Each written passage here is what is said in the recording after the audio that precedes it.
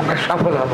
আমি আপনাদের সকলের সমর্থন চাই, যেন এই গঠনের কাজটা আমরা সকলে মিলে করতে পারি, কেউ যেন বাদ না করে, সকলে যেন এটার মধ্যে থাকে। এই যে ঐক্যের প্রক্রিয়া, এটা যে কি পরিমাণ শক্তি, এটা দেখেছেন আপনারা আন্দোলনের মধ্যে। যদি আমরা ঐক্যটা তৈরি করতে পারি, এটা আমাদেরকে দ্রুত বেগে একটা সামনে এগিয়ে দেবে। সারা দুনিয়া বাংলাদেশের দিকে তাকিয়ে আছে। ল্যাটিন আমেরিকা বলে, আফ্রিকা বলে, আমার বন্ধু বান্ধব যাদেরকে আমি দেখি প্রায় প্রতিদিনই একদিন দুদিন পরে কি অবস্থা, কত কি ব্যাপার, কি করতে বলো। আমরা অধীর আগ্রহে দেখছি কিভাবে এত বড় ঘটনা তোমরা ঘটানো। এটা অসম্ভব ছিল। ফরাসি বিপ্লব হয়েছিল ফিউডালদের বিরুদ্ধে, প্যারিসের বুর্জোয়াসি। ফরহাদ মাজহার সম্পর্কে কিছু জানা, আমি তার সম্পর্কে অল্প কিছু কথা বলি। সম্মানিত সহকর্মীবৃন্দ, শিক্ষার্থীবৃন্দ, আজকে আমাদের মাঝে আমরা যাকে পেয়েছি ফরহাদ মাজহার, তিনি বাংলাদেশের গণতন্ত্র, ক্ষমতা, সামাজিক ন্যায় বিচার প্রতিষ্ঠার লড়াইয়ে অনেক দিন থেকে সামনের সারি থেকে নেতৃত্ব দিয়েছেন। তিনি আমাদের অত্যন্ত কাছের মানুষ। আমরা সরকারি হরগঙ্গা কলেজে তাকে পেয়ে সবাই আনন্দিত। আমরা সরকারি হরগঙ্গা কলেজে তাকে স্বাগত জানাই, ছাত্রদের পক্ষ থেকে এবং অবশ্যই শিক্ষকদের পক্ষ থেকেও।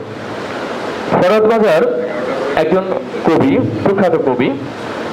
তিনি একাধারে একজন দার্শনিক, পণ্ডিত মানুষ। তার প্রায় 20টির বেশি কবিতার বই আছে। আর একই সাথে তিনি বিকল্প উন্নয়ন তত্ত্ব নিয়ে দীর্ঘদিন ধরে কাজ করছেন। বিভিন্ন সামাজিক বিষয়াদি নিয়ে তিনি কাজ করছেন, লেখালেখি করছেন। আর তার সব মিলিয়ে প্রায় 30টির কাছাকাছি, 27টির মতো কয়েকদিন আগে, গত বছরের তথ্য অনুযায়ী 27টির মতো, এখন প্রায় 30টির মতো বই প্রকাশিত হয়েছে, বিভিন্ন বিষয়ের বই। তার এই বইগুলোর বিষয় ডাইভার্সিটি এতই ব্যাপক, আমরা যদি দেখি তিনি একাধারে মার্কসের উপরে লিখছেন, রবীন্দ্রনাথের উপরে লিখছেন, লালনকে নিয়ে লিখছেন, মিশেল ফুকো, দেরিরা, পাশ্চাত্য অনেক মনীষীকে নিয়ে লিখছেন। এমনকি তিনি এই মুন্সিগঞ্জের বিজ্ঞানী জগদীশ চন্দ্র বসুকে নিয়েও লিখেছেন। তিনি প্রকৃতি পরিবেশ নিয়ে লিখছেন, তিনি রাষ্ট্রীয় বৈষম্য নিয়ে লিখেছেন, সামাজিক এবং সাংস্কৃতিক নানা বিষয়াবলী নিয়ে তিনি লিখছেন। তবে তার এই যে কাজের পরিধি, তিনি একজন বুদ্ধিজীবী বা ভাবুক, কিন্তু এর বাইরেও তিনি একই সাথে তার কাজের প্রসারতা আছে। তিনি একদিকে তাত্ত্বিক, আবার আরেকদিকে দৃঢ় অ্যাক্টিভিস্ট। তিনি কেবল স্বৈর শাসকের একজন সমালোচকই নয়, তিনি দূরদৃষ্টি সম্পন্ন একজন চিন্তাবিদ হিসেবেও নিজেকে প্রতিষ্ঠিত করেছেন। গত সরকারের প্রায় পুরোটা সময় জুড়েই, এমনকি তার আগে বিএনপি জামাত সরকারের সময় তিনি একজন তুখোড় সমালোচক হিসেবে সকল সরকারি মহলেরই বিরূপ ভাজন হয়েছেন। তার ভিন্ন মত এবং চিন্তাশীল নেতৃত্বের মাধ্যমে তিনি বাংলাদেশের মজলুম জনতার পক্ষে একজন দৃঢ় কণ্ঠস্বর হিসেবে প্রতিষ্ঠিত। আমরা সবাই জানি যে গত সরকারের আমলে তাকে গুম করার চেষ্টা করা হয়েছিল। তিনি প্রতিনিয়ত রাষ্ট্রীয় হুমকির, হত্যার হুমকির শিকারের মধ্যে তার এই সময়টি পার করেছেন। এই ভয়াবহ পরিস্থিতিতেও তিনি কিন্তু দমে যাননি। তিনি সরকারের সকল অপকর্মের কঠোর সমালোচনা করেছেন। তার এই অদম্য সাহস, প্রতিবাদ এবং প্রতিরোধী চেতনা স্বৈর শাসনের বিরুদ্ধে আমাদের যে ছাত্র জনতার যে আন্দোলনটি হয়েছে, সেই আন্দোলনে মানুষকে আন্দোলিত করেছে এবং ঐক্যবদ্ধ করেছে।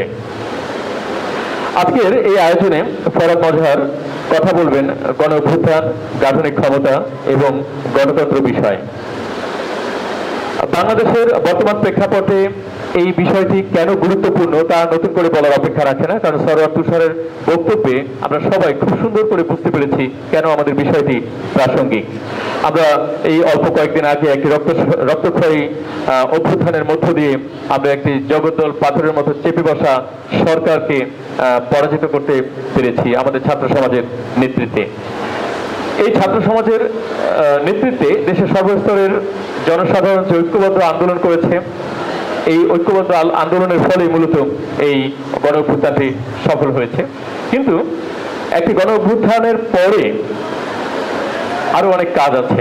গণতান্ত্রিক কাঠামো, যেটা সরোয়ার তুষার বলেছেন যে তার যে এস্টাবলিশমেন্ট সেটি এখনো আছে, এবং সেই এস্টাবলিশমেন্টকে কিভাবে সুপথে আনা যায় সেই দিক নির্দেশনা ফরহাদ ভাই দেবেন। একই সাথে গণঅভ্যুত্থানের পরবর্তী সময়ে আমাদের যে এখন যে বর্তমান অন্তর্বর্তীকালীন সরকার, এই সরকারের বৈধতা এবং ন্যায্যতা নিয়ে যে বিভিন্ন মহলে কথা উঠে, এমনকি ফরহাদ তুষার এবং রুমেল রায়হান, যারা মোহাম্মদ রুমেল যে বললেন, এই সরকারের বৈধতা এবং এই সরকারের ভবিষ্যৎ কর্মপ্রণালী কি হতে পারে, কেমন হতে পারে, এই নিয়েও তার স্বতন্ত্র দৃষ্টিভঙ্গি রয়েছে। আমরা সেই স্বতন্ত্র দৃষ্টিভঙ্গির সাথে পরিচিত হব।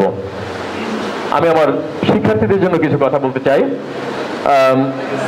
আমরা অত্যন্ত গুরুত্বপূর্ণ একটি বক্তৃতা শুনব এবং আমাদের এই শিক্ষার্থীরা একটি ইতিহাসের সাক্ষী হয়ে থাকবেন।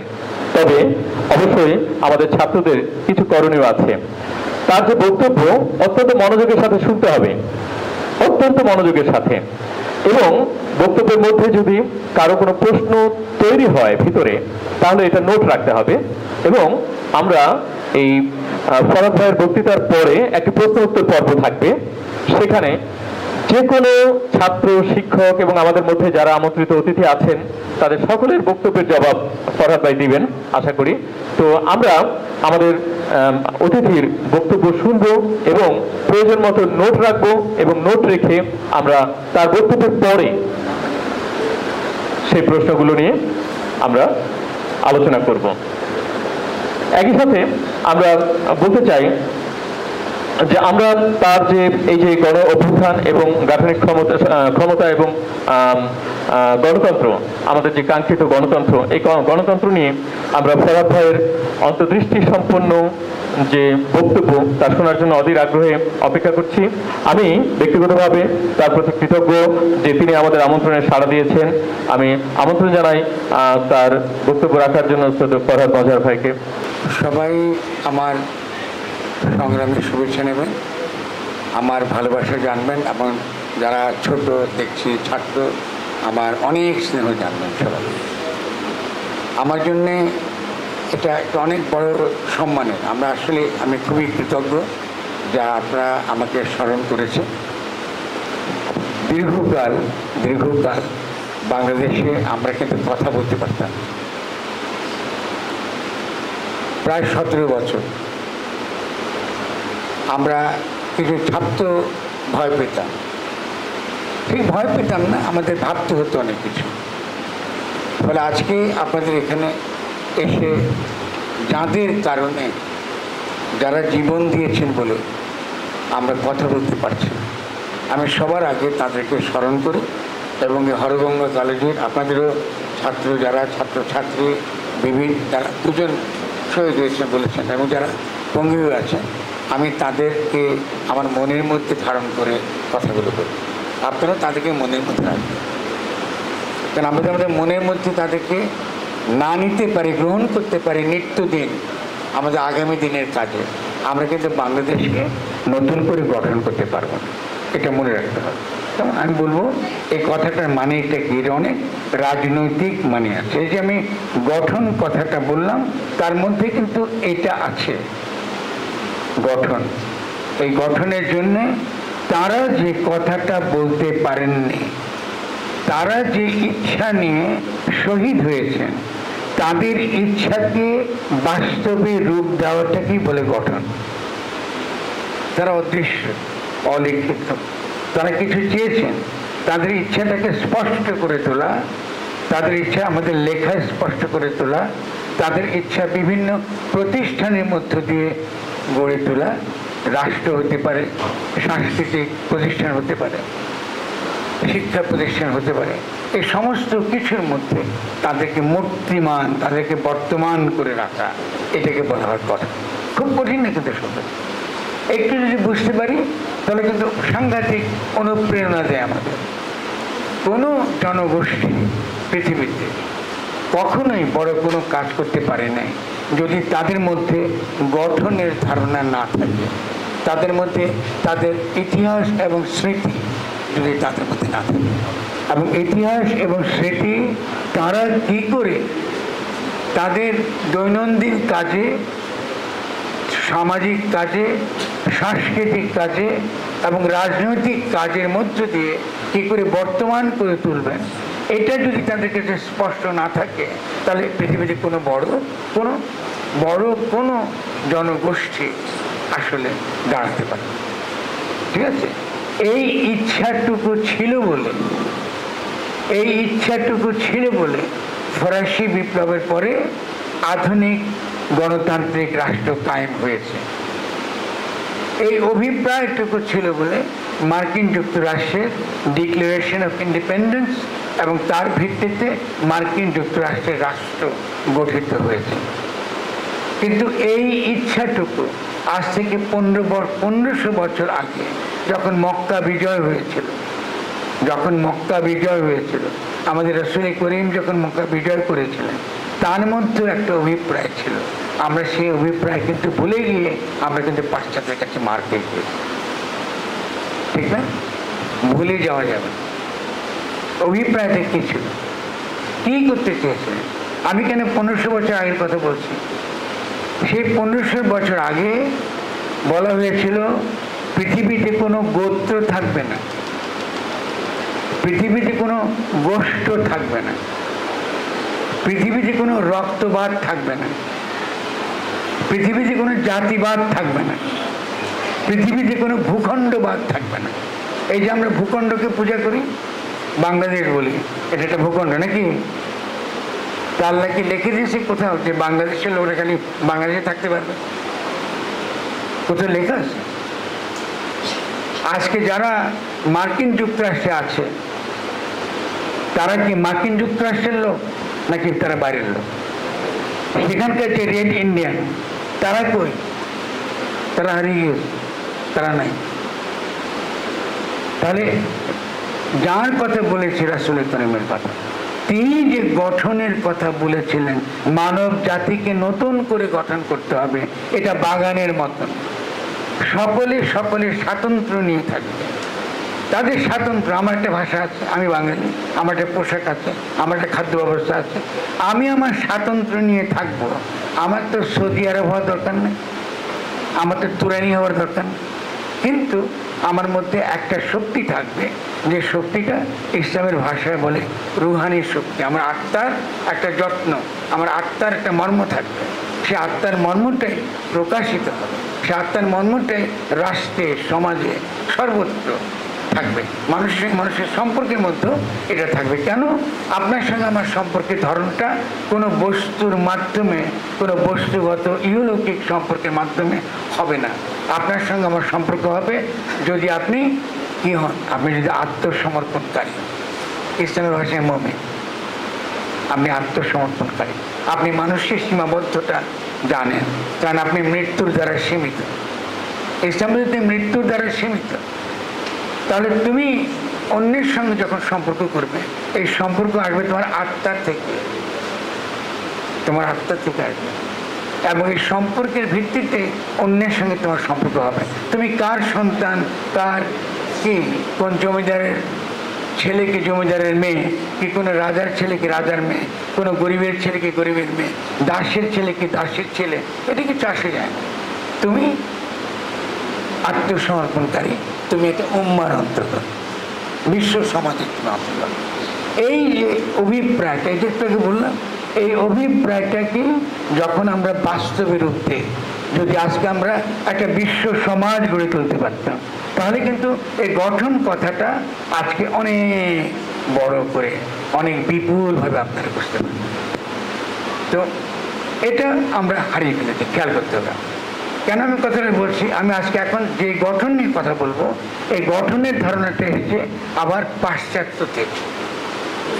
আমি যদি পাশ্চাত্য থেকে সব কিছু নকল করে আনি, তাহলে আমি কিন্তু পাশ্চাত্যের গোড়া, এটা করা যাবে। তাহলে আমরা গঠন করবো আমাদের, আমরা যে জীবন দিয়ে, প্রাণ দিয়ে যে অভিপ্রায়টা ব্যক্ত করেছি, সেই অভিপ্রায়টার যে রূপ আমরা দেখাবো আগামী দিনে, সেই রূপটা তো আমাদের মতোই হবে। তাহলে আমাকে বুঝতে হবে সেই রূপটা কেমন, সেই রূপের মধ্যে আমরা কি করে সকলে মিলে অংশগ্রহণ করব। এই দেখেন, আমি একটা খুব সুন্দর কথা বলেছি, কিন্তু এটা রাজনৈতিক ভাষা। শব্দ হলো সকলে মিলে গঠন করব। এই সকল কথাটাকে রাজনৈতিক পরিভাষায় বলা হয় জনগণ। এখন জনগণ তো আলুর বস্তা না, নাকি? জনগণ তো একটা বালুর বস্তা, যে আপনি একসঙ্গে রাখলেন, তার কোনো রূপ নাই, তার কোনো চেহারা নাই, তাকে আমি চিনি না, এটা তো হতে পারে না। আপনারা কি জনগণকে চেনেন? এই যারা গণ অভ্যুত্থান করলো এদেরকে চেনেন না? কারা? যারা সুনির্দিষ্টভাবে ফ্যাসিস্ট শক্তির বিরুদ্ধে, ফ্যাসিস্ট রাষ্ট্রের বিরুদ্ধে লড়াই করেছে, এটাই জনগণ। আর যারা ফ্যাসিস্ট শক্তির পক্ষে ছিল তারা কিন্তু জনগণ। রাজনীতির এটা অত্যন্ত প্রাথমিক শিক্ষা। এখন তারা যে জনগণ নয়, কেমন? তারা তো আমাদের দেশেরই অধিবাসী, আমাদের দেশের যারা আছেন, হয়তো আমারই ভাই বোন, আত্মীয় স্বজন, বন্ধু, তারা না হতে পারে না। আওয়ামী লীগ তো অনেকে করেছে না, তো তাদেরকে আমরা বাদ দেব? রসুল করিম যখন মক্কা বিজয় করলেন, উনি সবাইকে মেরে ফেলছেন? বলছে আজ থেকে ক্ষমা করে দিয়েছে, শুধু 5 জনকে তিনি শাস্তি দিয়েছেন, আর কাউকে তিনি শাস্তি, সকলকে তিনি সুযোগ দিয়েছেন যেন তারা জনগণের মধ্যে অন্তর্ভুক্ত হতে পারে, কিন্তু ফ্যাসিস্ট হয়ে অন্তর্ভুক্ত হওয়া যাবে। পুরনো চিন্তা অন্তর্ভুক্ত হতে পারবে না, কারণ তুমি জনগণ কিন্তু অভ্যুত্থানটা করেছে, সেই জনগণের অংশ হতে হলে সেই জনগণের অভিপ্রায় তোমাকে থাকবে। এই ব্যাপারটা আমরা দেখেছি যে খুব সুন্দরভাবে এটাকে কার্যকরভাবে যিনি দেখিয়েছেন রাজনীতিতে এটা কি করে চর্চা করতে হয়, তার নাম হচ্ছে নেলসন ম্যান্ডেলা। আপনারা অনেক কিছু শুনেছেন না? তিনি দক্ষিণ আফ্রিকায় দীর্ঘকাল কারাবাস করেছেন। দীর্ঘকাল কারোদের প্রতি অবিচার করা হয়েছে, একটা জাতি বর্ণ বৈষম্যবাদী একটা রাষ্ট্র কায়েম রাখা হয়েছে, নির্যাতন করা হয়েছে, অত্যাচার করা হয়েছে, এমনকি আমাদের চেয়েও বেশি। কিন্তু নেলসন ম্যান্ডেলা যখন এলেন, ক্ষমতা এলেন, তিনি কি করলেন? তিনি একটা কমিশন করলেন, বলে ট্রুথ অ্যান্ড জাস্টিস কমিশন। আমাকে সত্য জানতে হবে, আমাকে তো সত্য জানতে হবে এবং ন্যায় বিচার করতে পারবো যদি আমি সত্য জানি। তখন সেখানে যারা অপরাধী, তারা কেন সে অপরাধ করেছে, কি কারণে করেছে, কোথায় তার ভুল হয়েছে, এটা তারা বলেছে। তারা ট্রুথ কমিশনের সামনে তারা সরলভাবে স্বীকার করেছে। স্বীকার করার পরে তাদেরকে ক্ষমা করে দেওয়া হয়েছে। কথা খেয়াল করেন, জাতিকে কিন্তু ঐক্যবদ্ধ করা হয়েছে, জাতিকে বিভক্ত রাখা হয়, জনগণকে কিন্তু বিভক্ত রাখা হয়, তাদেরকে যুক্ত হবার সুযোগ করে দিয়েছে। কিন্তু সেই যুক্ত হওয়াটা হয়েছে একটা প্রক্রিয়ার মধ্য দিয়ে। যখন ট্রুথ অ্যান্ড জাস্টিস কথাটা বলা শুরু করলাম, তিনি করেছিলেন নেলসন ম্যান্ডেলা। ফলে আসলে কেন এই অত্যাচারটা হয়েছে, কেন একটা কালো মানুষও সাদা মানুষের হুকুম শুনে কালোকে অত্যাচার করেছে, সেই সত্যটা জেনেছি। আজকে গণ অভ্যুত্থান হয়ে গেছে, কতদিন গেল? আজকে 20 দিন গেছে। আপনারা কি এখনো আয়না ঘরের খবর পেয়েছেন? আপনার জানান, আপনাদের এখানে পুলিশকে অত্যাচার নির্যাতন করেছে যারা, এমনকি অনেকে লাশ হয়তো গুম করেছে, আপনারা কি তাদের খবর পেয়েছেন? পান। যেসব প্রিয়জনরা হারিয়ে গেছে, ও কি বেঁচে আছে না বেঁচে নাই, তাও তো আমরা জানি না। তাহলে কি ট্রুথ, আমরা কি সত্যটা জানবো না? কি করেছো? তাকে কি মেরে নদীতে ভাসিয়ে দিয়েছিলে? তাকে কি মেরে কোথাও পুঁতে রেখেছো? লাশটা দাও, লাশটা ফিরে দাও। এটা কিন্তু আমরা পারি না। দেখেন, আপনারা কিন্তু ভুলে যাচ্ছেন, আপনারা কিন্তু ইতিমধ্যে ভুলে গেছেন, 22 দিনের মধ্যে ভুলে গেছেন না? তারা যারা এই কাজ করেছে তারা কিন্তু ক্ষমতায় আছে, ভুল করবে না। প্রথম কথা হলো এই, বুঝতে হবে তারা কিন্তু ক্ষমতা আছে। তারা একের পর এক এই সরকারকে উৎখাত করবার চেষ্টা করছে। তারা বলছে আমরা এখনো বাংলাদেশের প্রধানমন্ত্রী, বাংলাদেশে সংবিধান এখনো রাখা আছে, চুপ্পু তাদের প্রেসিডেন্ট, এই সংবিধান আছে। আপনারা কি এটা মানেন? আপনারা কি মানেন এটা? কই আওয়াজ তো দিচ্ছেন না আপনারা। আপনারা যখন মানেন না, আপনারা কেউ কিন্তু আওয়াজ করেন না। আমাকে একাই আবার আওয়াজ করতে হচ্ছে যে এই সংবিধানের অধীনে শপথ গ্রহণ করেছেন যে সংবিধানের নামে এতগুলো মানুষকে হত্যা করা হয়েছে, যে সংবিধানের নামে পুলিশকে হুকুম দেওয়া হয়েছে গুলি করার, যে সংবিধানের নামে প্রথমবার সেনাবাহিনী গুলি করেছে, পরবর্তীতে সৈনিকরা গুলি করতে কি করেছে আর স্বীকার করেছে। ফলে ওই সৈনিকদের কিন্তু আপনারা মনে রাখেন। তাহলে কি হলো? এটা ছাত্র জনতা সৈনিকের মৈত্রীর ভিত্তিতে একটা অভ্যুত্থান হয়েছে, কিন্তু আপনারা এখন ছাত্র জনতা বলেন, সৈনিকদেরকে ভুলে গেছেন না? তারা দেখতে পাচ্ছেন যতক্ষণ পর্যন্ত না আমরা অভিপ্রায় না বুঝি, ইতিহাস না বুঝি, ঘটনাক্রম না বুঝি, আমরা কিন্তু বারবার বারবার বারবার আবারও সেই করতে গিয়ে আমরা পড়ব। এই জন্য ট্রুথ অ্যান্ড জাস্টিস কমিশন লাগবে। আমার কী করে গঠন করব সেটা আমরা পরে আলোচনা করব। এখন আমি এই প্রেক্ষাপটটা মনে রাখলে আপনি আজকে আমার যে আলোচনা, সেই আলোচনার অর্থ আপনারা বুঝবেন, নইলে এর অর্থ বুঝে যাবেন। এই যে এই বইটা অদ্ভুত একটা ব্যাপার আছে বইটার পেছনে। এটা 5ই অগাস্টে ছাপা হয়েছে। অদ্ভুত ব্যাপার, আমি জানি এটা আল্লাহর ইচ্ছে কিনা। 5ই অগাস্টে ছাপা হয়েছে, তার 1 বছর পরে গণঅভ্যুত্থান। 5ই অগাস্ট 2023 আর 5ই অগাস্ট 2024 শেখ হাসিনা পালিয়েছে। গণঅভ্যুত্থান 1 বছর। এই গণঅভ্যুত্থান যে জন্য বাংলাদেশের জনগণ তৈরি, এটা জনে জনে জনে জনে আমি বলেছি, সব রাজনৈতিক দলকে বলেছে, কেউ আমাকে বিশ্বাস করে। আমাকে বিএনপিও না, বিএনপিকে বলেছি বাংলাদেশের জনগণ এই পুরনো রাষ্ট্র তারা চায় না, তারা নতুন কিছু চায়, নতুনভাবে নিজেদের করতে চায়। বিএনপি কিন্তু ঘুরে ফিরে বলে নির্দলীয় নিরপেক্ষ তত্ত্বাবধায়ক সরকার। ঠিক আছে, তারা করেছেন, আমি তাদের প্রতি সম্মান জানাই, তাদের রাজনীতি এখানে আমার কিছু বলার নাই। কিন্তু এই আন্দোলন যদি শ্রমিকরা করত, তাদের নেতৃত্বে গণঅভ্যুত্থান। এই আন্দোলন যদি শিক্ষকরা করত, শিক্ষকের নেতৃত্বে গণঅভ্যুত্থান করত। এই আন্দোলনটা তরুণরা করেছে, ফলে গণঅভ্যুত্থান হয়ে গেছে।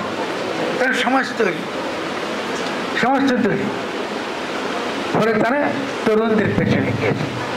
আমি কখন পরিষ্কার বুঝতে পেরেছিলাম যে তরুণদের নেতৃত্বে ঘটনাটা ঘটছে, এবং এই তরুণদের অধিকাংশই আমাদের পাঠচক্রে আমাদের সঙ্গে যুক্ত, এবং তারা গণঅভ্যুত্থান, রাষ্ট্র কী করে গঠন করতে হয়, কী করে আন্দোলন করতে হয়, বর্তমান বাংলাদেশে কী ধরনের কৌশল অবলম্বন করতে হয়, এটা কিন্তু তারা জানে। তারা কিন্তু ভাববেন না যে হঠাৎ অল্প বয়সে 22-23 বছর তারা কিছু জানে না, তারা খুব ভালো জানে। তাদের সাফল্যে সবচেয়ে বড় কারণ ছিল তারা আন্দোলনটা শুরু করেছে, এটাকে বলি আমরা অন্তর্ভুক্তিমূলক, নির্দলীয় কিন্তু অন্তর্ভুক্তিমূলক। আপনি বিএনপি করতে পারেন, কোনো অসুবিধা নেই, কিন্তু আন্দোলনে থাকলে দল আকারে থাকতে পারবেন না। ফলে এমন কাউকে তারা নেতৃত্বে নেয়নি যার গায়ে দলের চিহ্ন আছে। ঠিক আছে, অতীতের রণকৌশলের সঙ্গে এই রণকৌশলের একটা অত্যন্ত গুণগত ফারাক আছে, আকাশ পাতাল ফারাক আছে। ফলে সাধারণ ছাত্ররা বা বিভিন্ন দলের কর্মীরা তারাও এর সঙ্গে যুক্ত হয়েছে। তারা তাদের সঙ্গে তাদের পার্টির ব্যানার আনে নাই, তাদের পার্টির ব্যানার তারা আনে নাই। তারা দেখা গেছে ওই কৌশলের মধ্যে তারা জনগণকেও গঠন করে। কৌশলটা এমনই ছিল যাতে জনগণকে গঠন করার কাজটা আন্দোলনের শুরুতেই শুরু হয়ে গেছে। আমরা যখন গঠন কথাটা বলি, তার মানে এই নয় যে আগামী দিনে কোনো একদিন গঠন করতে হবে, তা না। গঠনের প্রক্রিয়া কিন্তু শুরু হয়ে গেছে। আজকে যে আলোচনা করতে বসছেন আপনারা আমাকে হরগঙ্গা কলেজে ডেকে এনেন, এটা আমার জন্য অত্যন্ত সম্মানের। যদি হরগঙ্গা কলেজে আসে ডাকা, কথা বলা, এই যে ছোট ছোট শিক্ষার্থীরা, তারা আমার কথা শুনছেন, হয়তো মনে রাখবেন, কিছু হয়তো বুঝবে, কিছু হয়তো বুঝবে না, কিন্তু ওদের মনে থাকবে কিছু কথা, নতুন ধরনের কথা। গঠনের কাজ শুরু হয়ে গেছে। গঠনের জন্য বসে থাকেন। একটা জনগোষ্ঠী নিজেকে নিজে গঠন করার কাজ দীর্ঘদিন ধরে শুরু করে, ঠিক আছে? আর কোনো কলেজ ছিল না। হরগঙ্গা কলেজ থেকে আমি চিনি না, কিন্তু হঠাৎ করে আপনাদের একটা শিক্ষক আমার কাছে এসে আমাকে পাকড়া করে বললেন, ভাই জগদীশে নিয়ে একটা সংখ্যা করব। আসার মনে আছে? সে বহু আগের কথা। জগদীশকে নিয়ে আমরা একটা সংখ্যা করব। আমাকে ধরে জগদীশে সেই সংখ্যাটা করেছে। আমি কবে জগদীশ দিয়ে লিখেছি অনেকে ভুলে গেছে, ও কিন্তু ভুলে নাই। এটাও কিন্তু গঠনের কাজ। এই যে একটা আমার দেশে এত বড় একজন বিজ্ঞানী জন্মগ্রহণ করেছেন এবং এত বড় দার্শনিক, তার সঙ্গে আমার যে সম্পর্ক স্থাপন করা, আবার নতুন করে শিক্ষার্থীদের সেই সম্পর্ক আবার তাদেরকে মনে করিয়ে দেওয়া, এটাই কিন্তু গঠনের কাজ। আমি গঠন করছি, জনগণকে গঠন করছি, তাকে মনে করিয়ে দিচ্ছি তার স্মৃতি। আমি একটু আগে মক্কা বিজয়ের কথা বললাম, কেন ভোট করলাম? এটাও গঠনের অন্তর্গত। কারণ আমার এই দেশের মানুষ, সে তার রসুলকে ভালোবাসে, সে আশিকা। কেউ নামাজ পড়ে, কেউ পড়ে না, কেউ আকীদা কি করে কঠোরভাবে পালন করে, কেউ করে না। কত রকম মাযহাব আছে না? ওয়াজ শুনলে কত রকম ওয়াজ শুনি আমরা, কিন্তু ভালোবাসি, এটা আমার ধর্ম। মা করে, বাবা করে, শুনেছি, কিছু জানি কিছু জানি না। কিন্তু যখন তার সঙ্গে আমি আত্মার গঠনটা করি, আত্মার সঙ্গে আত্মার বন্ধনটা যখন যুক্ত হয়ে যায়, আমরা একটা শক্তিশালী জনগোষ্ঠী হিসেবে বিশ্বে হাজির হওয়া শুরু করি। এটাকে বলে গঠনের কাজ। এই যে গঠনের কাজ, এই গঠনের কাজে সেকুলার আর ইসলামিক কোনো ভেদ নাই। অদ্ভুত কাজ এটা। যদি আমরা ছাত্রদের কাছে এটা শিখি এবং এই গঠনের অর্থটা আমরা বুঝি, তাহলে এখানে সেকুলার এবং ইসলামের কোনো ভেদ নেই। যখনই যে ভেদ করবে সঙ্গে সঙ্গে ধরে নেবে এই কিন্তু পুরানা পাবি, এটা কিন্তু ফ্যাসিস্ট। ও কিন্তু জনগোষ্ঠীকে বিভক্ত করে, সে ইসলামের নামে করুক অথবা সেকুলারিজম নামে করুক, ইতিমধ্যে শুরু হয়ে গেছে না? পুরো গণঅভ্যুত্থান হয়েছে ঐক্যের ভিত্তিতে। ঐক্যটা, এই ঐক্যের মধ্যে বিভেদ আছে, চিন্তার পার্থক্য থাকতেই পারে। আমাদের ইতিহাস পাঠে অনেক ভুল থাকতে পারে। আমরা সিরাজ যেভাবে আপনারা পড়েছেন, আমি ভিন্নভাবে পড়েছি। আপনি যেভাবে কোরআন পড়েছেন, আমি বিভিন্নভাবে পড়েছি। আমি দর্শনের বই আকারে পড়েছি, আপনারা পড়েছেন ধর্মগ্রন্থ হিসেবে, আমি কোরআন পড়েছি দর্শনের বই আকারে। কেন পড়েছি? কেন আমাকে পড়তে হবে। যদি আমি আমার জনগণের সঙ্গে আমার একটা বন্ধন করতে চাই, তার আত্মার সঙ্গে যদি আমি একটা শক্ত বন্ধন রচনা করতে চাই, আমাকে অবশ্যই কোরআন হাদিস পড়তে হবে। এখানে কোনো আ নাই, উ নেই। কিন্তু আপনি বললে আপনার ব্যাখ্যা আমি মেনে নেব না, এটা মেনে নেব। আল্লাহ যখন আমাদেরকে পাঠিয়েছেন, মানুষ আগে পাঠিয়েছে না কোরআন আগে পাঠিয়েছে? মানুষ আগে পাঠিয়েছে, এবং মানুষকে বিবেক দিয়েছে, যুক্তি দিয়েছে, সব দিয়েছে। তাহলে আমার বিবেক আছে, আমার যুক্তি আছে। এই বিবেক যুক্তি দ্বারা আমরা বুঝবো যে আমি কিভাবে পড়বো, কিভাবে করতে হবে। বিবেক যুক্তি বাদ দিয়ে যখন আমি পড়ি, তখন আমার সঙ্গে যে আত্মিক যে সম্পর্ক, সে আত্মিক সম্পর্কটা আমাদের থাকে। ওরা কি চলে যেতে হচ্ছে কোথাও?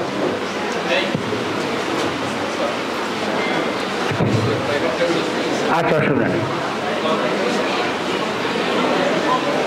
আচ্ছা, তাহলে আমরা গঠন কথাটা আমি আপনাদেরকে আগে স্পষ্ট করতে চাইছি, নইলে গাঠনিক ক্ষমতাটা আপনারা বুঝতে পারবেন। এবং আমি উদাহরণ দিয়ে বোঝাতে চাই, যাতে আমরা এই গাঠনিক ক্ষমতার চরিত্রটা আমরা ভালো করে বুঝতে পারি। আমার কথা বুঝতে কঠিন লাগছে? আচ্ছা, আমি কিন্তু ছাত্র ছাত্রীদেরকে দেখে যথাসম্ভব সহজ করে বলার চেষ্টা করছি। এটা তোমরা কোনো, আমি যেভাবে বলছি এটা কোনো বইতে পাবে না।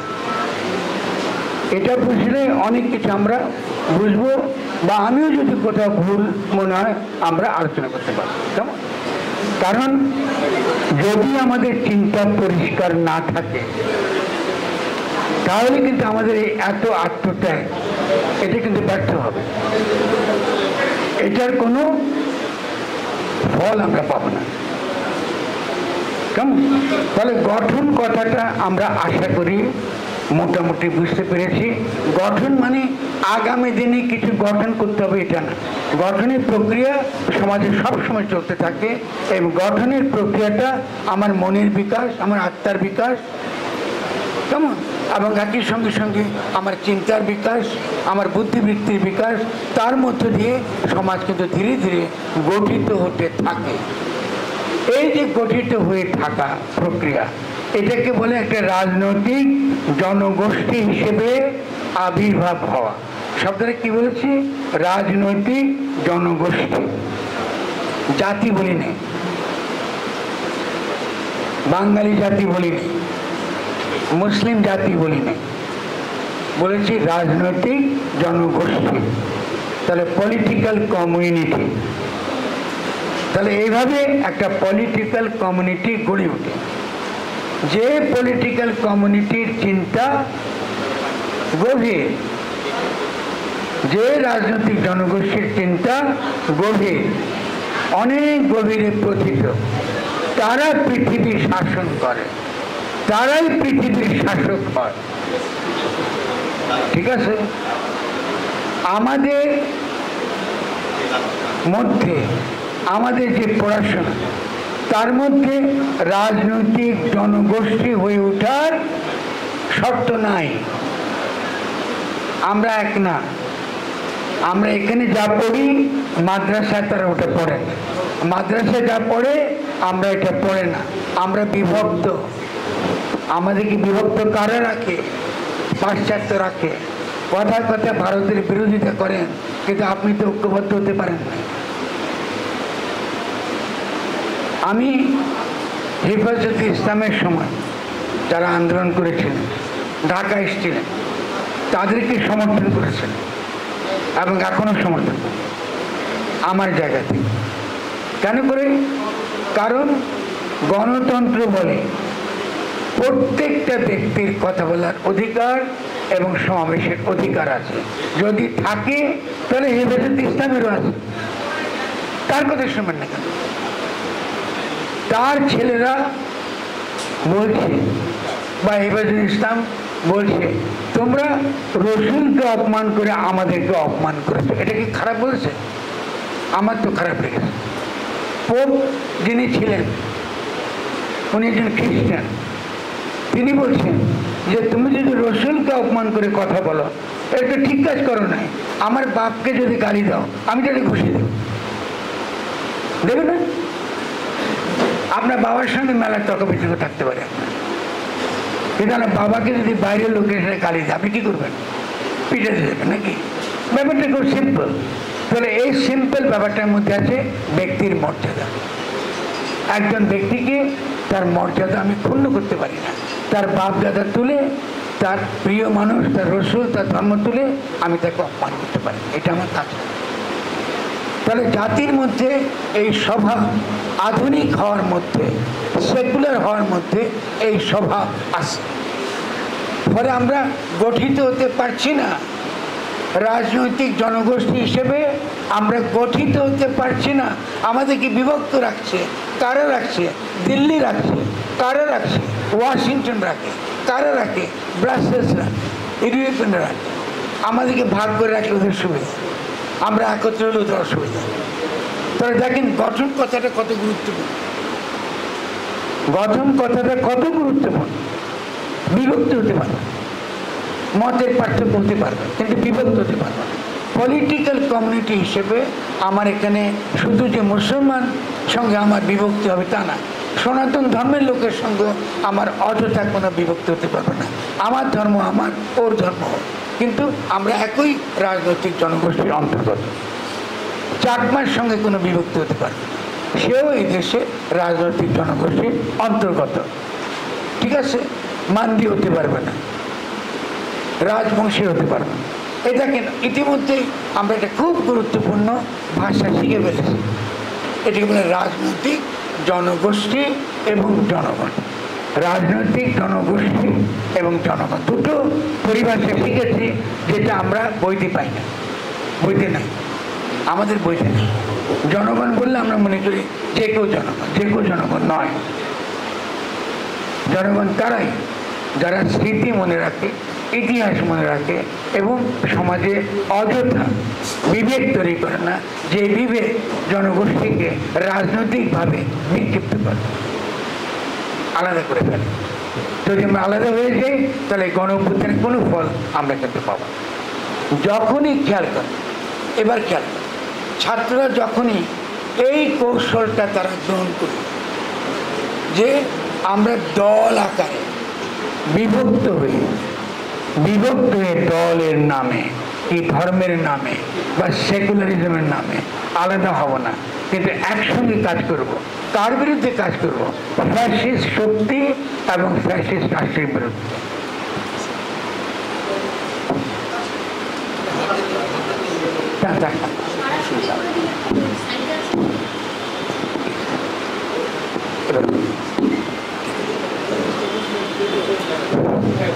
ফ্যাসিস্ট শক্তি এবং ফ্যাসিস্ট রাষ্ট্রের বিরুদ্ধে। তাহলে আমরা জনগণ কিন্তু সুনির্দিষ্টভাবে ফ্যাসিস্ট শক্তি এবং ফ্যাসিস্ট রাষ্ট্রের বিরুদ্ধে ঐক্যবদ্ধ ছিলাম বলে গণ অভ্যুত্থান সফল হয়েছে। এখন কি আমরা এই ঐক্যটা ভেঙে দেবো নাকি রাখবো? আমরা কি মনে হয় আপনাদের রাখতে হবে না? যদি না রাখি তারা কিন্তু আছে, তারা কিন্তু এখনো ক্ষমতা, আপনি কিন্তু এখনো ক্ষমতা দিতে পারেন। তারা আপনাকে ভালোভাবে প্রতারিত করতে পেরেছে। কি বলে প্রতারিত করেছে? বলেছে সংবিধান লাগবে, আইন না হলে নাকি রাষ্ট্র চলে। ফলে শেখ হাসিনার ফ্যাসিস্ট আইনের মধ্যে আপনাকে শপথ গ্রহণ করতে হবে, এটা তারা বুঝিয়েছে। আপনারা বুঝিয়েছেন, ঠিক না? আপনারা বুঝে বসে আছেন এই সকলে। তাই তো আমরা সঠিক শেখ হাসিনার লোক। আমি এখানে খামাকে কেন আসছি? যদি এটা বুঝেন তাহলে বুঝে গেল আপনার গণ অভ্যুত্থানের মর্ম আমরা বুঝতে পারি। গণ অভ্যুত্থানের মানে জনগণের অভিপ্রায়, জনগণের সর্বোচ্চ অভিপ্রায় তাকে বর্তমান করা। জনগণের, আমরা সকলে যে বললাম আমরা জনগণ হয়ে উঠছি, এই জনগণের ইচ্ছা, তার যে অভিপ্রায়, সে যখন উত্থান করে, উঠে, যখন তাকে দৃশ্যমান দেখা যায়, সে কোনো আইনের অধীন না। কেন? কারণ এই জনগণই সকল আইনের উৎস, এই জনগণই সকল আইনের উৎস। এটা তো আমাদের সংবিধানে লেখা আছে। তাই তো আমরা সংবিধান বিরোধী কোনো কাজ করিনি। আমাদের সংবিধানের প্রিয়াম্বলে দেখবে লেখা আছে। তাহলে আমরা সংবিধান অনুযায়ী কাজটা করেছি। কেন? সংবিধান বলেছে জনগণের সর্বোচ্চ অভিপ্রায়ের অভিব্যক্তি হচ্ছে সংবিধান। আপনারা বিশ্বাস না করলে সংবিধান করে দেখেন। যদি থাকে তাহলে আমি এই অভিপ্রায়টা আমি বর্তমান করছি। এই অভিপ্রায় শক্তি বলে আমি ফ্যাসিস্ট রাষ্ট্রকে উৎখাত করেছি, শেখ হাসিনাকে আমি তাড়িয়ে দিয়েছি। তবে ঠিক আছে। তাহলে ওই যে অভিপ্রায় কথাটা লেখা ছিল সংবিধান, আর সংবিধানের বাকি যে ফ্যাসিস্ট ধারা উপধারা আছে এগুলো বাতিল। তাহলে এখন কি করতে হতো? খুব সহজ। আমরা বলতাম জনগণের সর্বোচ্চ অভিপ্রায়ের অভিব্যক্তি রূপে যে আইন, সে আইন আমাদের সমাজে আছে। কিন্তু এমন কোনো আইন সমাজে থাকতে পারবে না যে আইন আন্তর্জাতিক মানবাধিকারের সঙ্গে সাংঘর্ষিক। বা শেষ, 2 লাইনে কথা, আর কিছু লাগে না। এই 2 লাইন হলে আমি কিন্তু সংবিধান পেয়ে গেছি, 2 লাইনে পেয়ে গেছি। আচ্ছা, এরপরে অনেকে বলে সংবিধান ছাড়া কি দেশ চলে? তো আমি তাদেরকে প্রশ্ন করি, তাহলে ইংল্যান্ডে কি করে চলে? ওদের তো সংবিধান আছে, ইংল্যান্ডে, নিউজিল্যান্ডে আছে। ইসরায়েলে আছে, ইসরায়েল নাই তো। তাহলে সংবিধান ছাড়া দেশ চলে না, এটা ভুয়া, এটা ফ্যাসিস্টরা বলে, এটা বিশ্বাস করবে, এটা মিথ্যা প্রচারণ। সংবিধান আইন কি বলে? আইন বলে সংবিধান সবসময় বিরাজ করে। সংবিধান কেন সবসময় বিরাজ করে?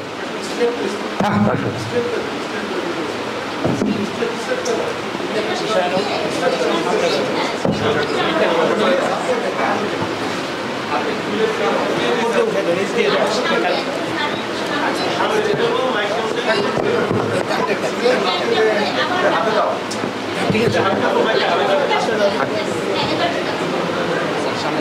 হ্যাঁ ঠিক আছে। আমি এটা এটা আমারই অপরাধ, আমি তো সরেছি, কি করেছে? ঠিক আছে, অসুবিধা, ঠিক আছে, শোনাচ্ছেন আপনাকে। তাহলে দেখা যাচ্ছে আইন সংবিধান থাকতে হবে, এটা কোনো যুক্তি নেই।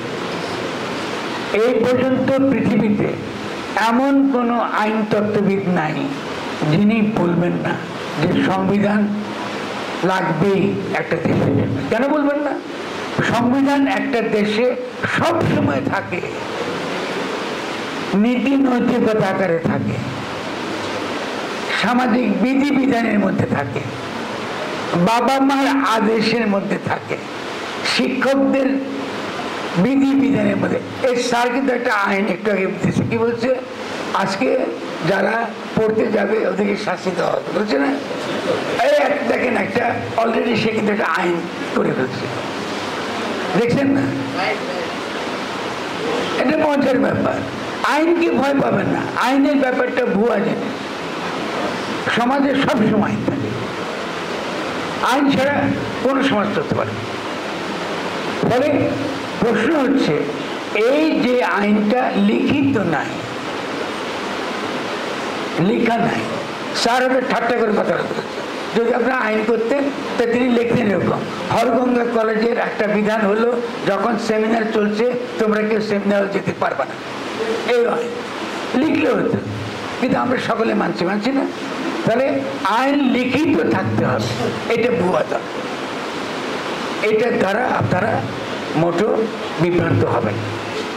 আচ্ছা, এখন আমাদের দেশে যেহেতু আমরা ব্রিটিশদেরকে নকল করেছি, কিন্তু পুরোপুরি নকল করি নাই। আমরা একটা লিখিত আইনও মার্কিন যুক্তরাষ্ট্রের মতো বানাইছি, ফলে লিখিত আইনে অসুবিধা নেই। এখন আমরা কি করতে পারি? আমরা এখন বলতে পারি অন্তর্বর্তীকালীন সরকারের প্রধান কর্তব্যটা কি? প্রধান কর্তব্য হচ্ছে অলিখিত যে আইন আমাদের মধ্যে আছে, অলিখিত যে আইন আমাদের মধ্যে ইতিমধ্যেই আছে, আমার মনের মধ্যে আছে, সাইদের মনের মধ্যে ছিল, মুগ্ধের মনের মধ্যে ছিল, ছিল না? ছিল তো। মুগ্ধ কি বলেছিল? পানি পানি বলেছিল না? তাহলে সে চেয়েছে তৃষ্ণার্ত যেন সবসময় পানি পায়, এটা তো চেয়েছে সে, চাই নাই? ওর মধ্যে ইচ্ছে কি? তৃষ্ণার্ত যেন সবসময় পানি পায়। ও কি এরকম বোতল দিয়ে টাকা নিয়েছিল? বিনা পয়সায় দিচ্ছিল। তাহলে ওর অভিপ্রায় কি ছিল? ওর অভিপ্রায় ছিল প্রত্যেকটা নাগরিককে রাষ্ট্র সুপ্রিয় পানি কোনো অর্থ ছাড়া সরবরাহ করবে। এই তো আমি আগামী দিনে গঠনতন্ত্র পেয়ে গেলাম। রাষ্ট্রের একটা বড় ভূমিকা হলো যে তৃষ্ণার্তকে পানি দেবে, বোতল পানি নিষিদ্ধ হয়ে যাবে, প্লাস্টিক। কিন্তু এখানে কতদূর হাঁটলে আমি পানি খেতে পারি, পানির ঝর্ণা থাকবে, ছাত্ররা পানি খেতে পারবে, গ্লাস থাকবে, প্রত্যেকটা পাবলিক জায়গায় পানি থাকতে হবে, এটা রাষ্ট্রের কাজ। আর রাষ্ট্র যদি চায় কোম্পানি এরকম পানি বেচবে আর ধনী হবে, আর বিভিন্ন রাজনৈতিক দলগুলির দিকে অর্থ দিয়ে নিজেরা নিয়ে কি এমপি হবে না, এই রাষ্ট্র আমরা চাই। দেখছেন তো, ওর অভিপ্রায় তো আমি লিখতে পারছি, আমি তো আলোচনা করতে পারছি। কি ছিল মুগ্ধের মনে, কি ছিল? আজকে যে বলি সাইদের মনে যখন হাত তুলে দিয়েছে, ওকে বিশ্বাস করেছিল যে পুলিশ গুলি করবে? বিশ্বাস করে। তাহলে আমরা এমন কোন রাষ্ট্র চাই না যে রাষ্ট্রে নাগরিকদের গুলি করা হবে।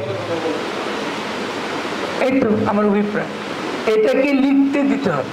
আমরা তাহলে যদি আমি তার এই অভিপ্রায়টা আমরা সাংবিধানিকভাবে সংবিধানের ভাষায় লিখি আগামী দিনে, এটা হবে রাষ্ট্রের কোনো অধিকার নাই নাগরিকদের উপর কোনো প্রকার নির্যাতন করে কিংবা গুলি চালায়। মার্কিন যুক্তরাষ্ট্র এটা খুব সহজ করে লিখছে। রাষ্ট্র যদি, তাদের সংবিধান পড়বেন, তারা বলছে রাষ্ট্র যদি আমাকে গুলি করতে আসে আমারও গুলি করার অধিকার আছে। দেখছেন, ওরা কিন্তু তাদের সংবিধান আছে। আমি তাদের ঘরে এখন রাতের বেলা, রাত 3টায় রাষ্ট্র এসে পুলিশ ধরে নিয়ে গেছে। রাষ্ট্র বাড়িতে এসে আমাদেরকে ধরে নিয়ে গেছে রাত্রে, ভোর রাতে। কিন্তু তাদের আইনে ইউরোপের কোনো দেশে মধ্যরাত্রে বাড়ি থেকে ধরে নিয়ে যেতে পারেন না। ঠিক আছে, আপনি নিতে পারবেন। আমাদের আইনেও আছে, মসজিদ থেকে কাউকে আপনি ধরে নিতে পারবেন। এটা পবিত্র জায়গা, ওখানে অস্ত্র ঢুকতে পারবেন। ঠিক আছে, দেখেন আইন কিন্তু আছে।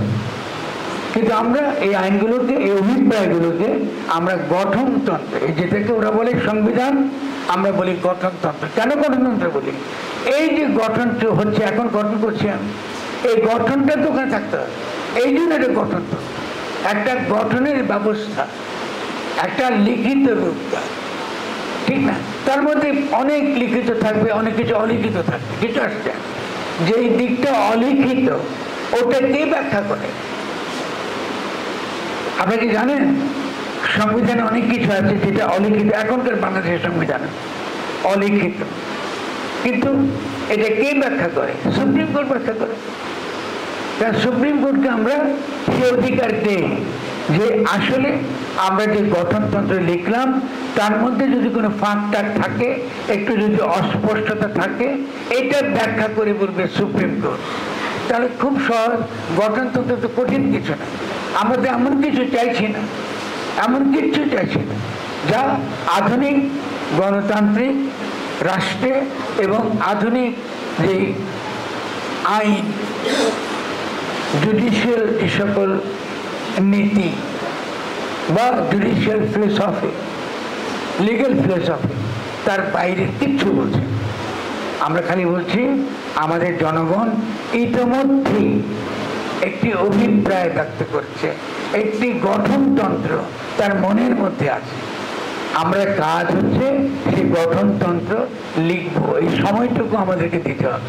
এই গঠনতন্ত্র লিখবার যার দায়িত্ব, তাকে বলা হয় অন্তর্বর্তীকালীন সরকার, যারা অলিখিত গঠনতন্ত্রকে লিখিত রূপ দেয়। এই সময় লাগবে। ঠিক আছে, এতটুকু বুঝতে পেরেছেন। এবার আমি অন্য প্রশ্ন দিই, আমরা কারা কারা সরকার আর রাষ্ট্রের পার্থক্য বুঝি? আমরা কি বুঝি রাষ্ট্র আর সরকার এক না? বুঝি কি? একটু হাত তুলেন। আমি একটু মাস্টার টাইপের, তো আমি একটা হাত তুলব আপনাদের।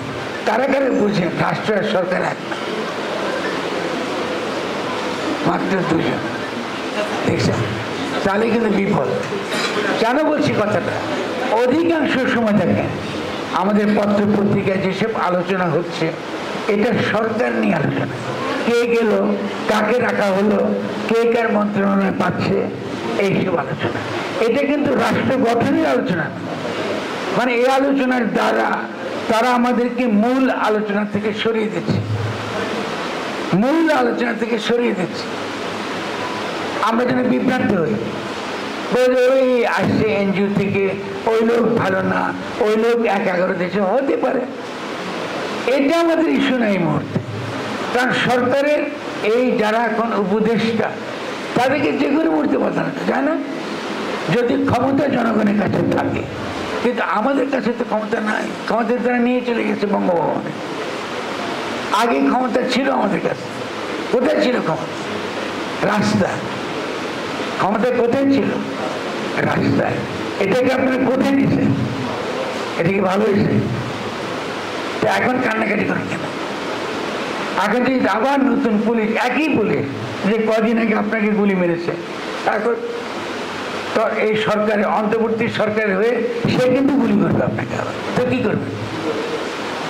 আপনি তো রাষ্ট্র বানান না, যে আমি তো এরকম কোনো পুলিশ বাহিনী চাই না। আমি যদি আপনাদেরকে বলি কি ধরনের পুলিশ চান আপনারা এই এলাকা মুন্সিগঞ্জ বা একটা বুঝালে ধরেন, কি চাই? যে সে আদেশ নেবে একজন পুলিশ অফিসারের কাছ থেকে বা ঢাকা থেকে, নাকি সে আদেশ নেবে জনগণের কাছ থেকে? সে তো জনগণের মিত্র হবে, বান্ধব হবে। হয়তো জনগণের দ্বারা নির্বাচিত হতে হবে, হয়তো পুলিশ অফিসার, এমন হয়তো রাষ্ট্রের কল্পনা আপনারা করবেন মার্কিন যুক্তরাষ্ট্রের মতো শেরিফ, যে নির্বাচিত হবে জনগণের দ্বারা। ওদের গুলি করবে না, ওদের সবাইকে চেনে কে চোর আর কে ডাকাত। তাহলে আমাদেরকে এই যে কলোনিয়াল রাষ্ট্র, কলোনিয়াল পুলিশ, এটা কি টিকে রাখতে হবে? সিপিআর টিকে রাখতে হবে। কেন এটা রাখবে? এটা তো আমরা রাখবো না। তাহলে আমরা কি আজকে এখানে এই যে আপনারা সকলে একত্র হয়েছেন, আমি গঠনতন্ত্র নিয়ে আলোচনা করছি, আমরা কি বলতে পারি না যে আমরা যারা এখানে আলোচনা করতে বসছি, একত্র হয়েছে, এটা একটা গঠনতান্ত্রিক কাউন্সিল, এটা একটা গঠনতান্ত্রিক কাউন্সিল বা কনস্টিটিউশনাল কাউন্সিল, মানে আগামী দিনের গঠনতন্ত্র কিরকম হবে তার পরামর্শ করবার সভা বলতে পারি। তো আপনারা কি এটা চান? আপনারা কি চান এরকম? আপনারা কি চান যে আগামী দিনের রাষ্ট্র আপনারা নিজেরা গঠন করবেন? তাহলে গঠনতান্ত্রিক কাউন্সিলের দাবি তুলছেন না। এখান থেকে ঠিক করবো কি ধরনের রাষ্ট্র, এই কলেজে বসে বা যে কোনো জায়গায় গাছতলায় বসে ঠিক করবো। জনগণ তো করবে, জনগণ তো করবে। তিনি না শুনি না কিছু লোক লিখে দিবে, এটাকে ডক্টর কামাল হোসেন আমাদেরকে সংবিধান লিখে দিবে। আরে আমরা ওটা চাই না, আমরা নিজেরা লিখব। এবং গঠনতন্ত্র কি হবে এটা আমরা ঠিক করব। আমি কদিন আগে ছোট ছোট বাচ্চাদের একটা স্কুলে এই কঠিন শব্দ গঠন ব্যাখ্যা করেছিলাম। তো আমি তাদেরকে বলেছি, আচ্ছা তোমরা কি জলপাইয়ের আচার খেতে চাও না? অভিপ্রায়, জনগণের অভিপ্রায়, কঠিন না ওদের জন্য বুঝে। ওরা ছোট ছোট বাচ্চা মাত্র, ও কি জনগণের অভিপ্রায় বুঝবে? ও বুঝে না। তাই আমি বলি, তুমি কি জলপাইয়ের আচার খেতে ভালো লাগে? হ্যাঁ লাগে। বরুণ আচার খেতে ভালো লাগে? হ্যাঁ লাগে। পেয়ারা খেতে ভালো লাগে? হ্যাঁ লাগে। তো দেখি বলো তো কয়টা জলপাইয়ের গাছ আছে আর কয়টা পেয়ারা গাছ আছে তোমার এলাকায়? নাই। আমি জানি না আপনাদের এখানে কয়টা আছে। জলপাই গাছ আছে, পেয়ারা গাছ আছে, পেয়ারা গাছ আছে, বাচ্চারা খাইতে পারে এরকম কটা আছে? নাই। তাহলে কি বুঝে গেলাম? আমাদের দেশের চিন্তাটা, কল্পনাটা আমরা এখনো জনগণের প্রয়োজনের কথা ভেবে করি নাই। দেখেন, এই আলোচনার সঙ্গে প্রাণ এবং প্রকৃতির সম্পর্ক জড়িত। আমাদের জীবনের সঙ্গে যেসব গাছপালা জড়িত, সেই সব গাছপালার সুরক্ষা করা, সেই সব গাছপালা থেকে আমরা যেন যে কোনো মুহূর্তে আমরা খাদ্য আহরণ করতে পারি, খাদ্য পেতে পারি, সেবা পেতে পারি, তার ব্যবস্থা করাও রাষ্ট্রের দায়িত্ব। এই দেখেন, গঠনতন্ত্র ঢুকে গেল, গঠনতন্ত্র ঢুকে গেল। বাচ্চারা জলপাই আচার খেতে চায়, তার জন্য যথেষ্ট জলপাই গাছ বাংলাদেশে থাকতে হবে। এটা কি, যদি আমি টেকনিক্যাল টার্মে বলি, এটা বায়োডাইভার্সিটি লাগবে, প্রাণ বৈচিত্র্যকে রক্ষা করতে হবে। তাহলে আগামী গঠনতন্ত্রে লেখা থাকবে প্রাণ বৈচিত্র্য এবং প্রাণের সুরক্ষা নিশ্চিত করে রাষ্ট্রের কর্তব্য। এক লাইন। তাহলে আমি এগুলো সব পাবো। এখন আমি গাছ লাগালে কোথা দিয়ে গাছ লাগাই? বিদেশি গাছ লাগাই, যে গাছের ক্ষতি করে, ইনভেসিভ স্পেসিস। ইনভেসিভ মানে ক্ষতি করে গাছ। যে মাছ ছাড়ি, এই মাছ বিষাক্ত মাছ। আমার দেশি মাছ ধ্বংস হয়ে গেছে। নাই। আপনি নদীতে আর মাছ পাবেন না। আগে তো এখানে তো প্রতিদিন ইলিশ মাছ পাবেন না, আপনারা এই নদীতে ইলিশ মাছ পাবেন না। তবে রাষ্ট্রের কাজ হচ্ছে কি, আমার পুষ্টি, আমার প্রাণ প্রকৃতি, যা স্বাভাবিকভাবে প্রকৃতি আমাকে দিয়েছে তাকে রক্ষা করা রাষ্ট্রের কাজ। এইটু গঠনতন্ত্রের কাজ শুরু হয়ে গেল, ঠিক আছে না? বন্যাতে এবার যে বন্যা হলো, তাহলে আমাদের অনেক বড় বড় খামারে কুমিল্লার দিকে তাদের মাছগুলো ভেসে গেছে। তা আমাদের দেশে একটা বিধান আছে যে আপনার যতক্ষণ পর্যন্ত আপনার পুকুরে মাছ, এটা যিনি মালিক এটা তার। যদি বন্যায় সেই মাছ বাইরে চলে যায়, এটা যে পায় তার। আচ্ছা, এখন দেখেন বন্যায় মাছ বেরিয়ে গেছে, এটা কি ভালো না খারাপ? এটা কি দেশের জন্য ভালো না খারাপ? খাবেটা কে? মাছ গরিব মানুষ খাবে, খারাপ তো না। কিন্তু যে লোকটা খামারি, ও বেচার একটু ক্ষতিগ্রস্ত হয়েছে না? আচ্ছা, তখন খামারিদের নিয়ে একটা মিটিং হলো, ভাই মাছটা চলে গেছে, আপনারা কি ক্ষতি হচ্ছে তো আপনাদের, তো আপনারা কি চান, কি করে আমরা এই উপদেষ্টারা বলছে কি করে আপনাদেরকে এটা আমরা শোধরাবো? তারা কি উত্তর দিতে জানেন? তারা বলছে আমরা কিচ্ছু চাই না, আমাদের খালি কিস্তিটা, ব্যাংকে কিস্তি আছে, কিস্তিটা একটু সরাই। দেখছে মানুষের মনে কি পরিমাণ মহব্বত। ও কিন্তু একবারও চায়নি আমাদেরকে এটা দেন, মাছ দেন, মাছ ফেরত দেন। বলতেছে গরিব মানুষ হতে পারে, ওরাই তো পারে, দেশের বাড়ি তো যাচ্ছে। কিন্তু আমরা কি চাই আপনার কাছে? আমরা শুধু চাই আপনারা আমাদের কিস্তিটা আপনারা মাফ করে দেখেন।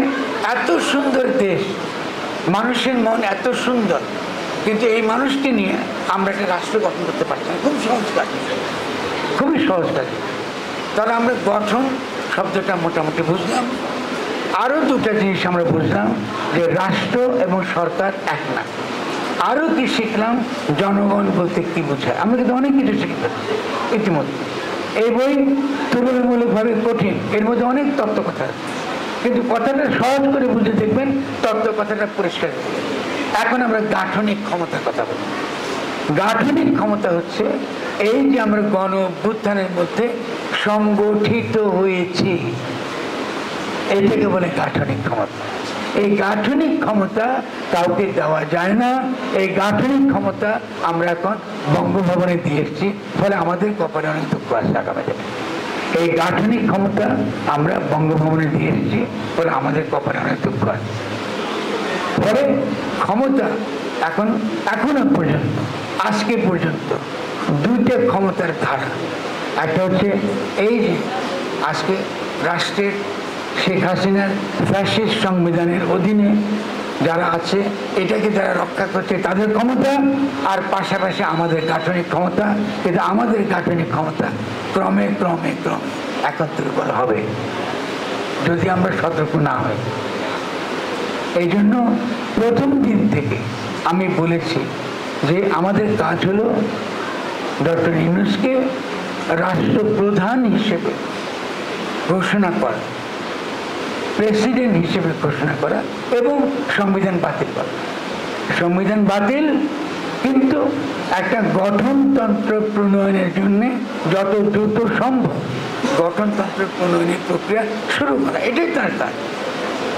সরকারের কাজ ততটুকু দরকার যতটুকু না হলে আমাদের সরকারি অফিস চলবে।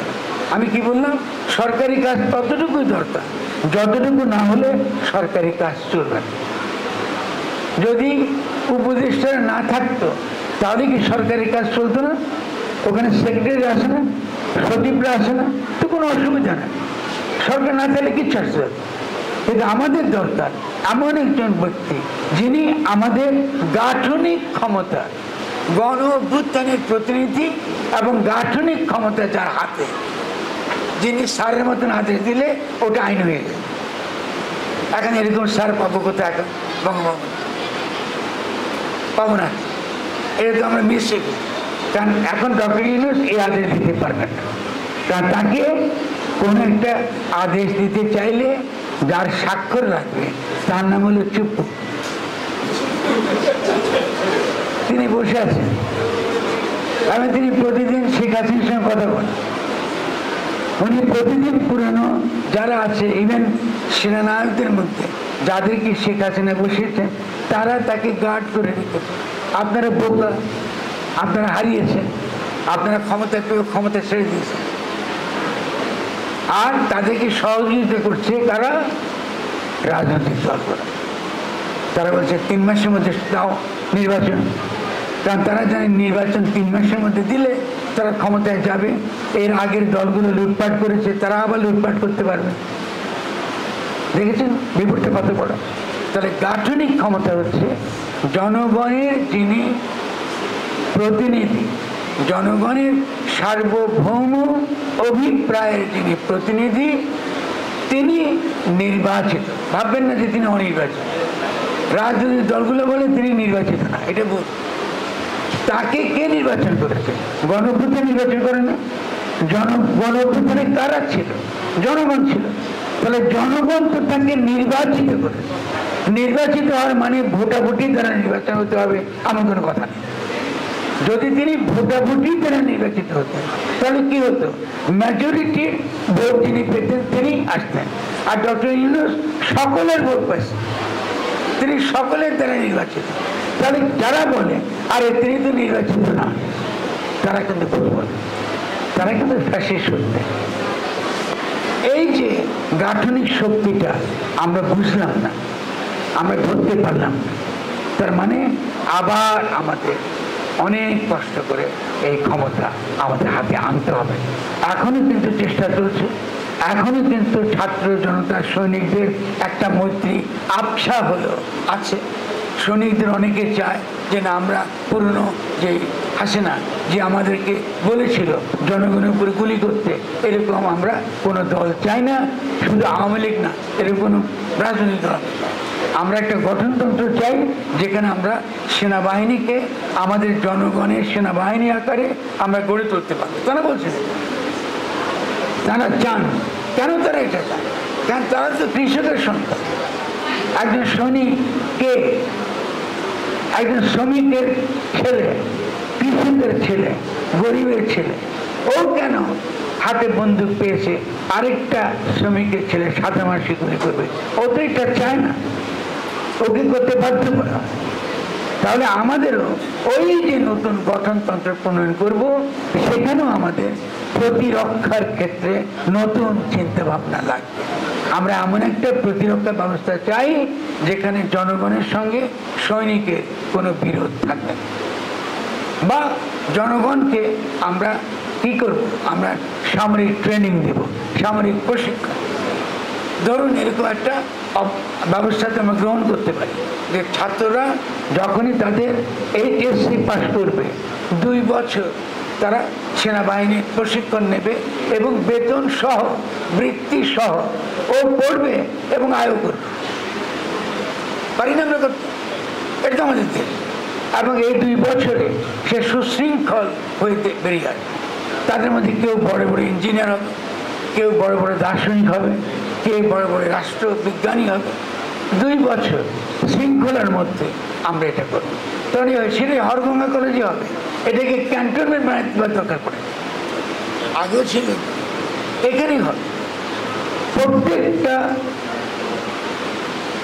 কলেজ বা এটা বিশ্ববিদ্যালয় স্ট্যান্ড।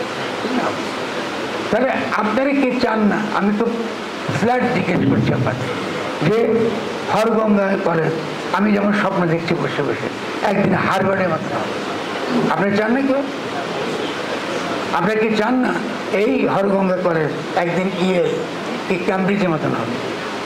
হবে না? এখানে যদি আসাদের মতো টিচাররা থাকতে পারে, শফিক ভাইয়ের মধ্যে টিচাররা থাকতে পারে, পারবেন না কেন? তাহলে স্বপ্ন দেখতে পারি না কেন? আমাদের মধ্যে গোলামের সব কেন রয়েছে? বুঝতে পারছি আমরা তো পারি। যেই জনগোষ্ঠী এত বড় ঘটনা ঘটা দিতে পারে, যেটা ফরাসি বিপ্লব হচ্ছে বড়, আপনি তাকে কি করে ঠেকান? চীনারা কপি করেছে 76-এ তাদের অর্থনীতি আর আমাদের অর্থনীতি একই জায়গায় ছিল। পার ক্যাপিটা ইনকাম যদি হিসাব করেন, দারিদ্র যদি দেখেন, চীন আর বাংলাদেশ একই স্তরে ছিল। চীন এখন বিশ্ব শক্তি আর আমরা দিল্লির গোলাম। এটা কি হলো? এটা কি হলো? আমরা দিল্লির গোলাম আর চীন বিশ্ব শক্তি। তো আপনার কি বাংলাদেশকে বিশ্ব শক্তি হিসেবে করতে চান? আপনাদের আবার শুনেছে তো, আমি তো ভরসা করছি। আচ্ছা, তাহলে গাঠনিক শক্তি বুঝতে হবে। এই যে আওয়াজটা দিলেন, এটাকে বলে গাঠনিক শক্তি, কনস্টিটিউটিং পাওয়ার, নিজেকে নিজে গঠন করবার শক্তি। কেউ আপনাকে গঠন করে দেবে। আপনি যখন নিজেকে নিজে গঠন করতে পারবেন, কদিন পরে দেখবেন এই উপজেলার প্রত্যেকটা ভালো সিদ্ধান্ত আপনি নিচ্ছেন। এই উপজেলায় থানা কি করে চলছে আপনি ঠিক করে দিচ্ছেন। এই উপজেলার বাড়িঘর, কার বাড়ি নাই, কার খাওয়া নাই, এটা আপনি এখান থেকে ঠিক করে দিচ্ছেন। এই উপজেলায় যে ছেলেটা বেতন দিতে পারছে না, বেতন দেবার অভাবে পড়তে আসতে পারছে না, তার কখনো বেতনের অভাব হবে না। এদিকে আপনারা চান না? আবার এখান থেকে যে ছেলেটি সবচেয়ে প্রতিভাবান, তাকে আরো উচ্চতর পড়াশোনা করার জন্য টেকনোলজিতে ক্ষেত্রে একটা আরো সামনে আগায় যাবার ব্যবস্থা আপনার করবেন। হরগঙ্গা কলেজ একই সঙ্গে একটা কি ইঞ্জিনিয়ারিং কলেজে পরিণত হতে পারে না? হতে পারে। কেন করতে পারবো না? 15 একর অনেক কিছু করতে পারে। এই যে স্বপ্ন দেখতে পারা, এই যে মনের মধ্যে স্বপ্ন লালন করা এবং তাকে বাস্তবায়িত করবার যে শক্তি, এটাকে আমরা বলি গাঠনিক শক্তি। তবে গাঠনিক শক্তিটা কখনোই হাতছাড়া করা যায় না। এই জন্য লোকে বলে সভারেন্টি, পপুলার সভারেন্টি, এটা হাতছাড়া করা যায় না। এবার আপনাদেরকে আরেকটা কথা বুঝিয়ে আমার বক্তব্য শেষ করি।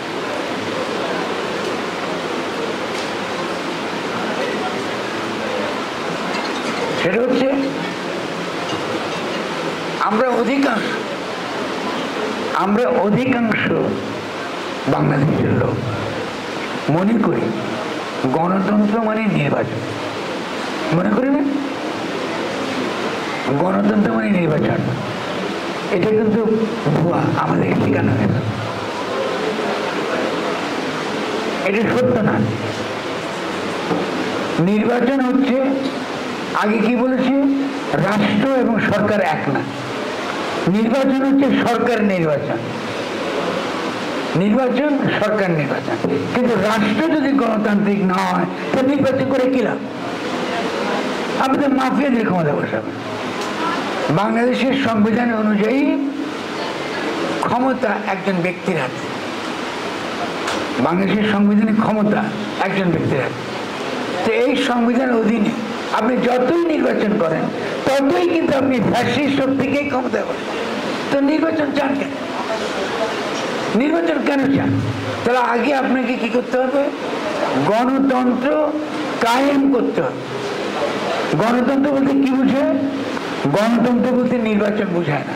গণতন্ত্র বলতে প্রথমে বোঝায় গণতান্ত্রিক রাষ্ট্র।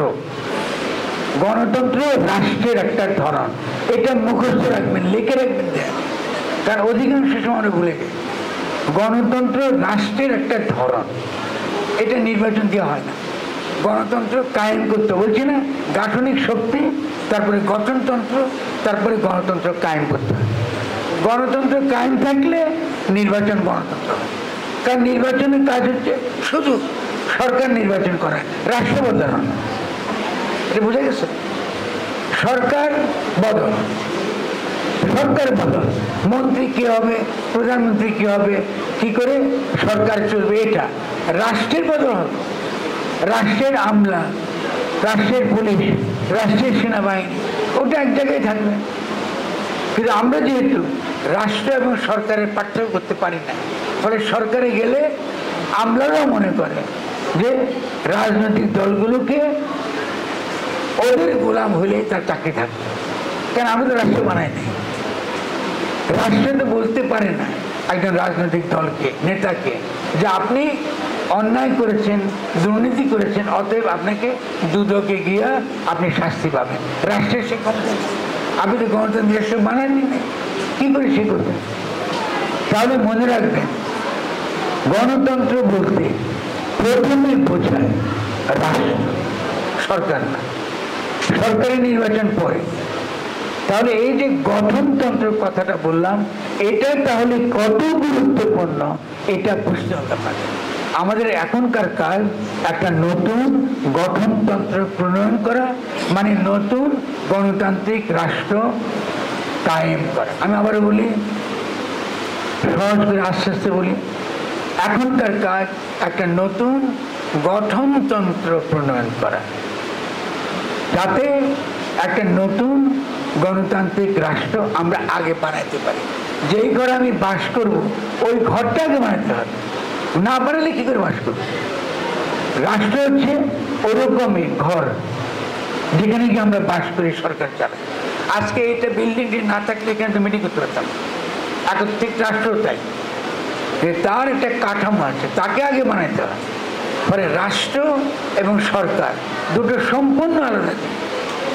সরকারের নির্বাচন আর রাষ্ট্র গঠন দুটো আলাদা কাজ। এখনকার কাজ কি? রাষ্ট্র গঠন, সরকার নির্বাচন। রাজনৈতিক দলগুলো এটাই আপনাদেরকে বলবে, সরকারের নির্বাচন করা।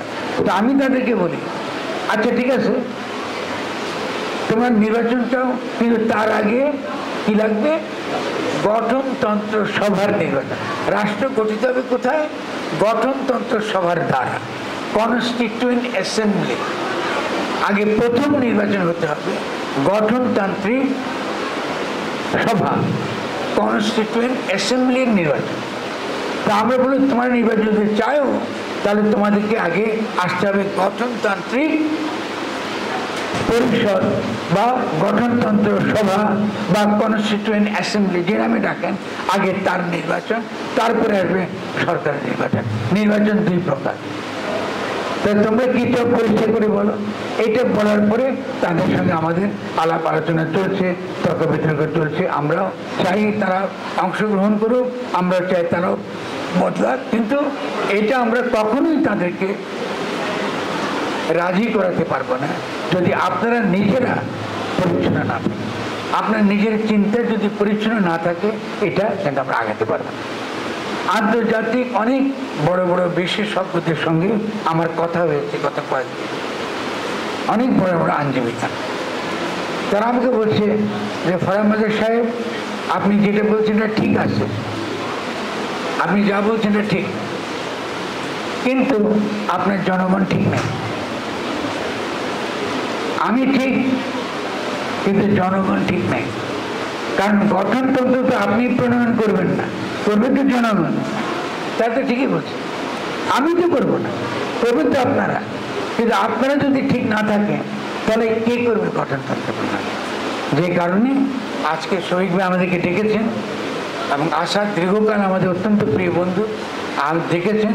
আমরা যথাসম্ভব আমার ক্ষুদ্র জ্ঞানে সহজভাবে আপনাদেরকে কিছু বিষয় বোঝাবার চেষ্টা করেছি।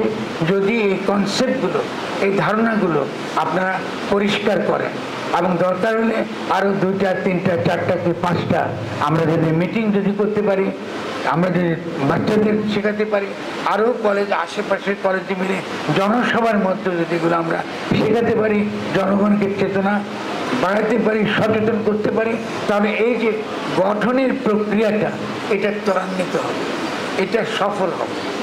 গায়ের জোরে কিন্তু গঠনতন্ত্র বানানো যায় না। গায়ের জোরে যদি ধরেন কোনো কারণে অনেক শক্তি আসলো আমাদের, ছাত্ররা মাঠে অনেক আন্দোলন করে আর আসলে তারা একটা গঠনতন্ত্র প্রণয়নে চলে গেল, তাতেও কিন্তু এই গঠনতন্ত্র ভালো হবে না। গঠনতন্ত্র কার প্রতিফলন? আমাদের ইচ্ছার প্রতিফলন। গঠনতন্ত্র আমাদের অভিপ্রায়ের প্রতিফলন। তাহলে আমাদের অভিপ্রায় আগে ঠিক করতে হবে। আমাদের অভিপ্রায়টা কি, ওটা ঠিক করতে, আমরা কি চাই এটা ঠিক করতে হবে। এই জন্য আমি বারবার গঠনতান্ত্রিক কাউন্সিল কথা বলি। এই ধরনের সভাকে বলে গঠনতান্ত্রিক কাউন্সিল। কিন্তু এটা আমাদের গঠনতান্ত্রিক প্রক্রিয়া, এটাকে আমরা বৈধকরণ করে নিই নাই। যদি আমরা এটাকে বৈধকরণ করে নিতে পারতাম তাহলে এটাকে এখান থেকে আমরা ঘোষণা দিতে পারতাম, আজকে এই গঠনতান্ত্রিক সভায় আমরা এই সিদ্ধান্ত নিয়েছি, অতএব যারা আগামী দিনে গঠনতন্ত্র প্রণয়ন করবেন তারা আমাদের এই দাবিকে আমলে নিয়ে আগামী দিনের গঠনতন্ত্র প্রণয়ন করবেন। আমাদের অভিপ্রায় ওই গঠনতন্ত্র তখন ঢুকে যাবে। দেখতে পেয়েছেন প্রক্রিয়াটা কি করে হয়। তবে গঠনতন্ত্রের প্রক্রিয়াটা অত্যন্ত গুরুত্বপূর্ণ একটা প্রক্রিয়া, এটা একটা গণ প্রক্রিয়া। এই তখন আমরা তর্ক করতে পারতাম আমাদের কোরআন শরীফে কি আছে, আমার রসুলের কাছে কতটুকু নিব, সেকুলারদের অবদান কতটুকু, তাদের চিন্তা চেতনার আপনার যে শক্তি এটা আমরা কতটুকু গ্রহণ করব, আমাদের ঐতিহ্য, আমাদের যে স্মৃতি, এই আমাদের সংস্কৃতি, এখান থেকে আমরা কতটুকু নিব, যাতে আমরা একটা শক্তিশালী রাজনৈতিক জনগোষ্ঠী আমরা গঠন করতে পারি। কোনো জাতিবাদ না, বাঙালি জাতিবাদও না, ইসলামী জাতিবাদ। জাতিবাদটা পাশ্চাত্যের একটা ধোঁকা। এই ধোঁকার মধ্যে পড়লে আমরা কিন্তু বিভক্ত থাকি। যদি জাতিবাদ আমরা বাদ দিই, আমাদের আত্মার সঙ্গে আত্মার সম্পর্ক হয়ে যায়, ঠিক আছে না? আত্মার সঙ্গে আত্মার সম্পর্ক সহজ হয়। তখন যারা জ্ঞানী ব্যক্তি আমাদের মধ্যে, যারা সবচেয়ে বেশি কি বলে ধর্মজ্ঞানে পণ্ডিত, তাদের কাছ থেকে আমরা পরামর্শ নিতে পারবো। নিচ্ছি আমি এখন, আমি জানি তারা আমাকে ভালোবাসে। একই সঙ্গে পাশ্চাত্যের সর্বোচ্চ চিন্তায়, দর্শনে, জ্ঞানে যারা সর্বোচ্চ উপরে আছেন, তাদের চিন্তা আমরা গ্রহণ করতে পারবো। কারণ আমরা কোথায় আসি, আমরা এখন একটা কোদালি গাছে আছি। এই কোদালি গাছের নাম গাঠনিক প্রক্রিয়া। ফলে আমরা একটা বড় একটা বিষয়, বড় একটা জিনিস বানাতে যাচ্ছি ইনশাল্লাহ, এবং আমরা সফল হব। আমি আপনাদের সকলের সমর্থন চাই, যেন এই গঠনের কাজটা আমরা সকলে মিলে করতে পারি, কেউ যেন বাদ না করে, সকলে যেন এটার মধ্যে থাকে। এই যে ঐক্যের প্রক্রিয়া, এটা যে কি পরিমাণ শক্তি, এটা দেখেছেন আপনার আন্দোলনের মধ্যে। যদি আমরা ঐক্যটা তৈরি করতে পারি, এটা আমাদেরকে দ্রুত বেগে একটা সামনে এগিয়ে দেবে। সারা দুনিয়া বাংলাদেশের দিকে তাকিয়ে, ল্যাটিন আমেরিকা বলি, আফ্রিকা বলি, আমার বন্ধু বান্ধব যাদেরকে আমি দেখি প্রায় প্রতিদিনই একদিন দুদিন পরে কি অবস্থা, কত কি ব্যাপার, কি ঘটনা বলো। আমরা অধীর আগ্রহে দেখছি কিভাবে এত বড় ঘটনা তোমাদের ঘটানো। এটা অসম্ভব ছিল। ফরাসি বিপ্লব হয়েছিল ফিউডালদের বিরুদ্ধে, প্যারিসের বুর্জিয়াসে। খেয়াল করেন, ফিউডাল বিপ্লব সারা পৃথিবীকে বদলাবে যদি আমরা এই গাঠনিক প্রক্রিয়াটা আমরা শেষ করতে পারি। এই গাঠনিক প্রক্রিয়ায় নেতৃত্ব দেবে ওই তরুণরা। ও কিন্তু এখনো হুঁশিয়ার হয়নি, এই কাজ ওদেরকে করতে হবে। ওরাই কিন্তু নেতৃত্ব দেবে, করেই দেবে। এখন বুঝতেছেন, তাদের হাতে অনেক বড় দায়িত্ব এসে পড়েছে। তো আমি সবাইকে আমার আন্তরিক ভালোবাসা জানাচ্ছি, আমার ভাইদের সবাইকে, আপনারা যারা আমাদের আছেন দেখেছেন, অনেক ধন্যবাদ ও কৃতজ্ঞতা সদর ফরহাদ মজাব ভাইকে। আমার প্রিয় শিক্ষার্থীরা তার এই কথা পুরোটা বুঝবে এমনটা আমি প্রত্যাশা করি না। একটা ছোট গল্প বলি আর কি। এক মা তার ছেলেকে 3টা ডিম খাওয়াচ্ছে, 3টা ডিম চামচ দিয়ে খাওয়াচ্ছে, আর ছেলেটা অর্ধেক বাইর করে ফেলায় দিচ্ছে। চামচ দিয়ে খাওয়াচ্ছে আর ছেলেটা অর্ধেক বাইর করে ফেলায় দিচ্ছে। তখন একজন জিজ্ঞেস করছে, ও তো একটাই খাচ্ছে না, 3টা দিচ্ছেন কেন? বলতেছে 3টার থেকে যাইতা যাইতা যদি একটু খাওয়ানো যায়, তাহলে ওর অন্তত একটা ডিম পেটের মধ্যে ঢুকবে। তো গল্পটা বললাম এই কারণে, ফরহাদ যে কথাগুলো বলছেন অত্যন্ত টেকনিক্যাল টার্মগুলো অত্যন্ত সহজ ভাষায় বলছেন। সরকার, গণতন্ত্র, গঠনতন্ত্র, গাঠনিক ক্ষমতা, এই বিষয়গুলো আমাদের এই যে একাদশ দ্বাদশ শ্রেণী পড়ুয়া ছাত্ররা, কিছু অনার্স মাস্টার্সের ছাত্রছাত্রী আছে, সবাই সবটুকু বুঝে ফেলবে।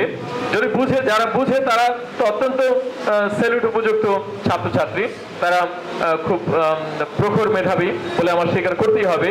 আর যারা বুঝবে না, তাদের মনের মধ্যে, তাদের মাথার মধ্যে অন্তত এই টার্মগুলো ঢুকবে, এবং ভবিষ্যতে যখন তারা আরো বড় হবে, আরো পড়ালেখা করবে, তখন এই বিষয়গুলো তাদের ফ্ল্যাশব্যাক হিসেবে কাজ করবে, যে একদিন সরকারি হরগঙ্গা কলেজের 7101 নম্বর রুমে এই কথাগুলো আমরা ফরহাদ মজাহারের মুখ থেকে শুনেছিলাম। সেটাই হবে আমাদের আজকের এই আয়োজনের সার্থকতা। আমাদের ছাত্রছাত্রীদের যদি কোনো প্রশ্ন থাকে, তাহলে আমরা দুইটা ভাবে হতে পারে। এক হতে পারে যে ছাত্ররা ওখান থেকে বলতে পারো, অথবা এখানে এসেও বলতে পারো, অথবা লিখে, এরকম লিখে দিতে পারো। আমার কাছে একটি প্রশ্ন অলরেডি এসে পড়েছে। তবে তার আগে আমি একজনকে মঞ্চে আমন্ত্রণ জানাতে চাই, যিনি একজন প্রখ্যাত চিত্রশিল্পী, আকিব, যার দেশ বিদেশে অনেক সুনাম ছবি আঁকার ক্ষেত্রে। তার একটি ছবি আমরা আজকে আমাদের এই যে প্রধান বক্তা ফরহাদ ভাইকে মানে উপহার দেওয়ার জন্য এনেছি। আবুল খায়ের ভাইকে আমি একটু মঞ্চে আমন্ত্রণ জানাতে চাই।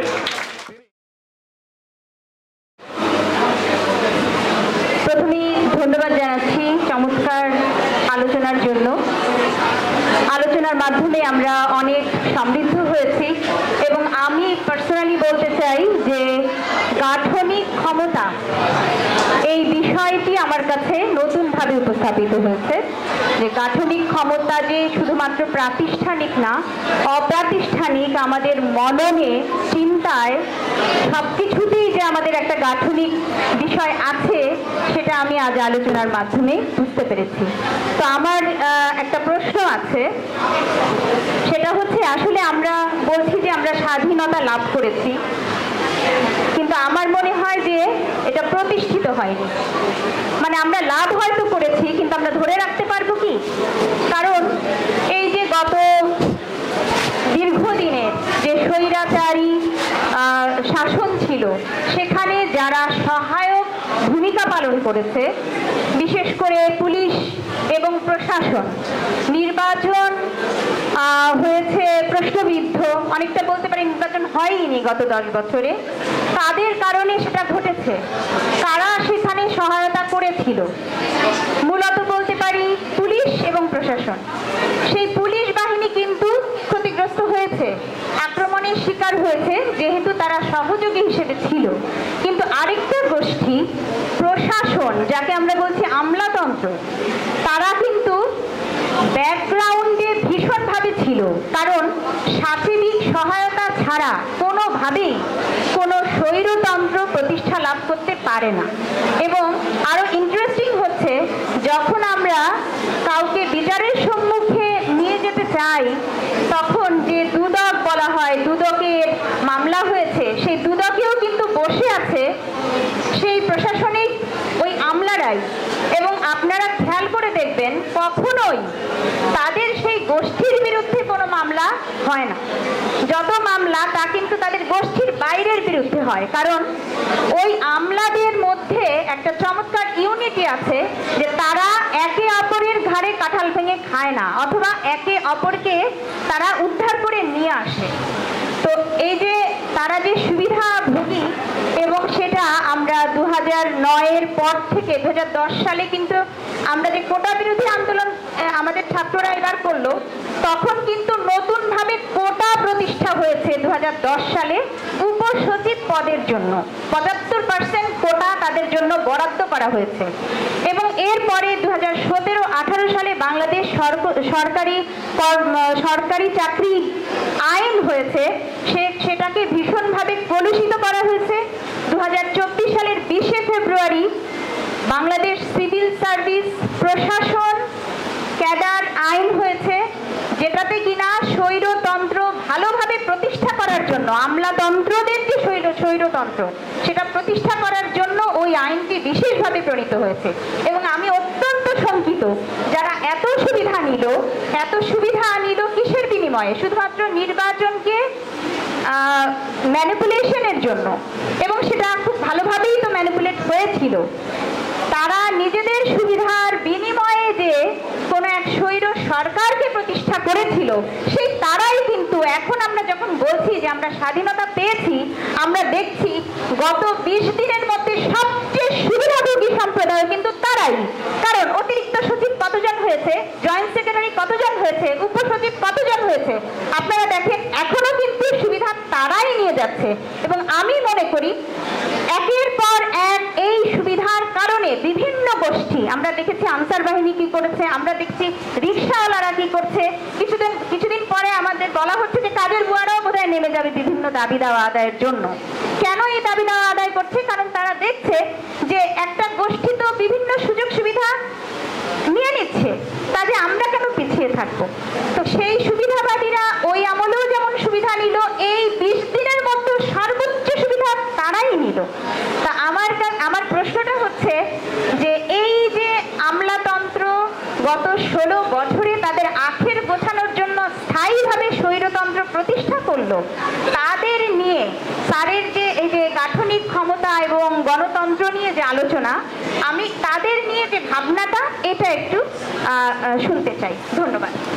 ধন্যবাদ ফারহানাকে। একই সাথে সম্পূরক একটি প্রশ্ন আছে, নাম প্রকাশে অনিচ্ছুক একজন দিয়েছেন।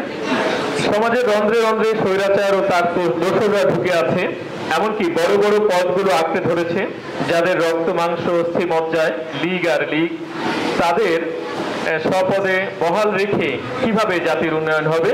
এই প্রশ্ন এবং ফারহানা ম্যাডামের প্রশ্নের উত্তর যদি ফরহাদ ভাই দেন, আমি বাই দিস টাইম আমাদের সহকর্মী এবং শিক্ষক যারা কার প্রশ্ন থাকলে একটু লিখে দিলে আমাদের জন্য সুবিধা হয়। আমরা একটা রকম বলতেছি। প্রথমত আপা যে প্রশ্ন করেছেন এটা একদম সঠিক, যেই জন্যে আমরা দুটো ধারণা পরিষ্কার করে বলার চেষ্টা করি। আজকে আমি সুযোগ পাইতে আপনার প্রশ্নের পরিপ্রেক্ষিতে করছি। একটা হচ্ছে গণ অভ্যুত্থান আর একটা হচ্ছে বিজয়ী গণ অভ্যুত্থান। তাহলে এই গণ অভ্যুত্থানটা আমাদের কিন্তু কিছুতেই বিভ্রান্ত হওয়া উচিত না।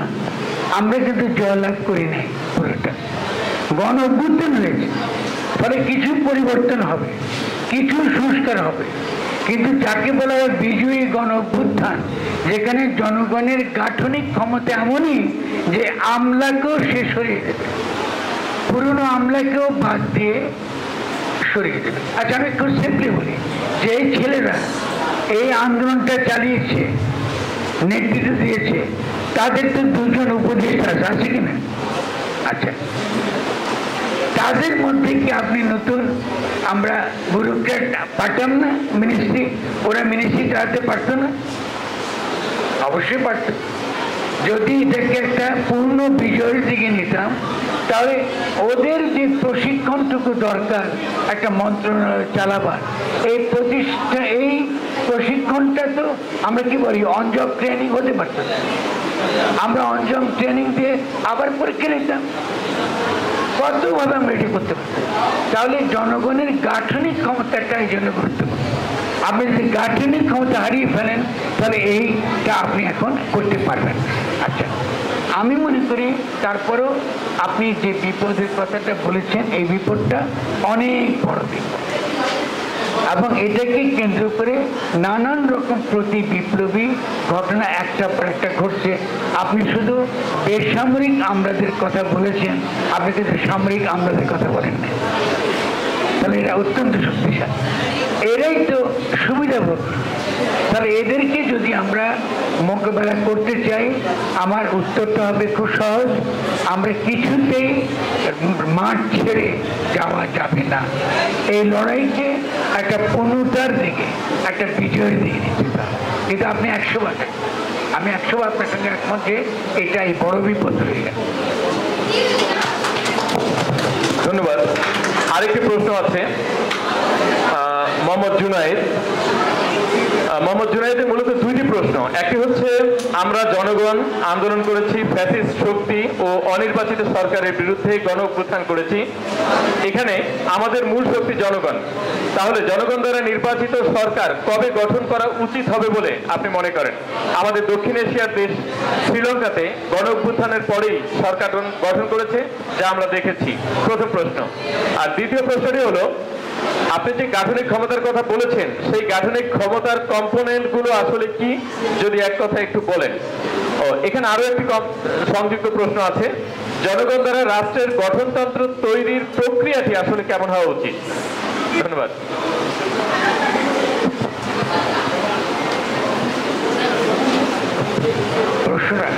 প্রথম প্রশ্নটা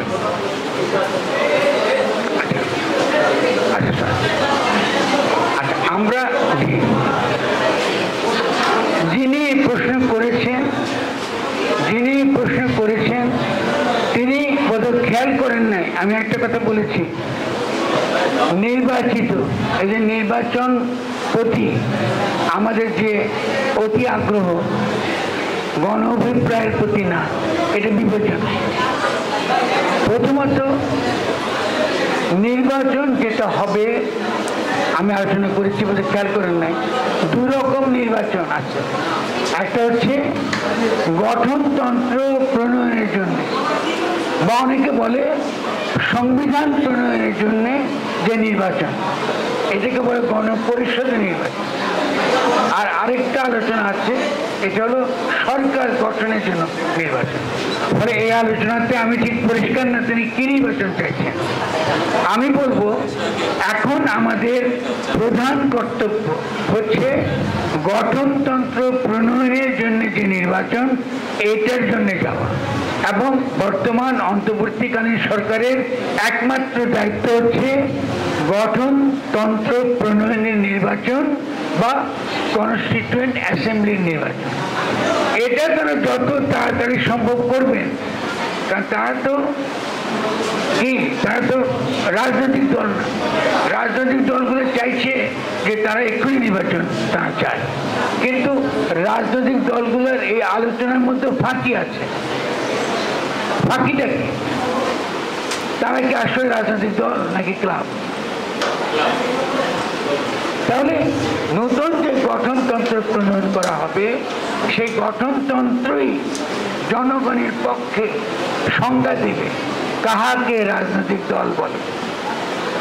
তার যদি কোনো আদর্শ না থাকে, কোনো উদ্দেশ্য না থাকে, এবং সে আদর্শ এবং উদ্দেশ্য বাস্তবায়নের জন্য তার যদি সুনির্দিষ্ট কোনো প্রোগ্রাম না থাকে বা সে সেটা না মানে, তাহলে কেন আমি তাকে রাজনৈতিক দল বলব?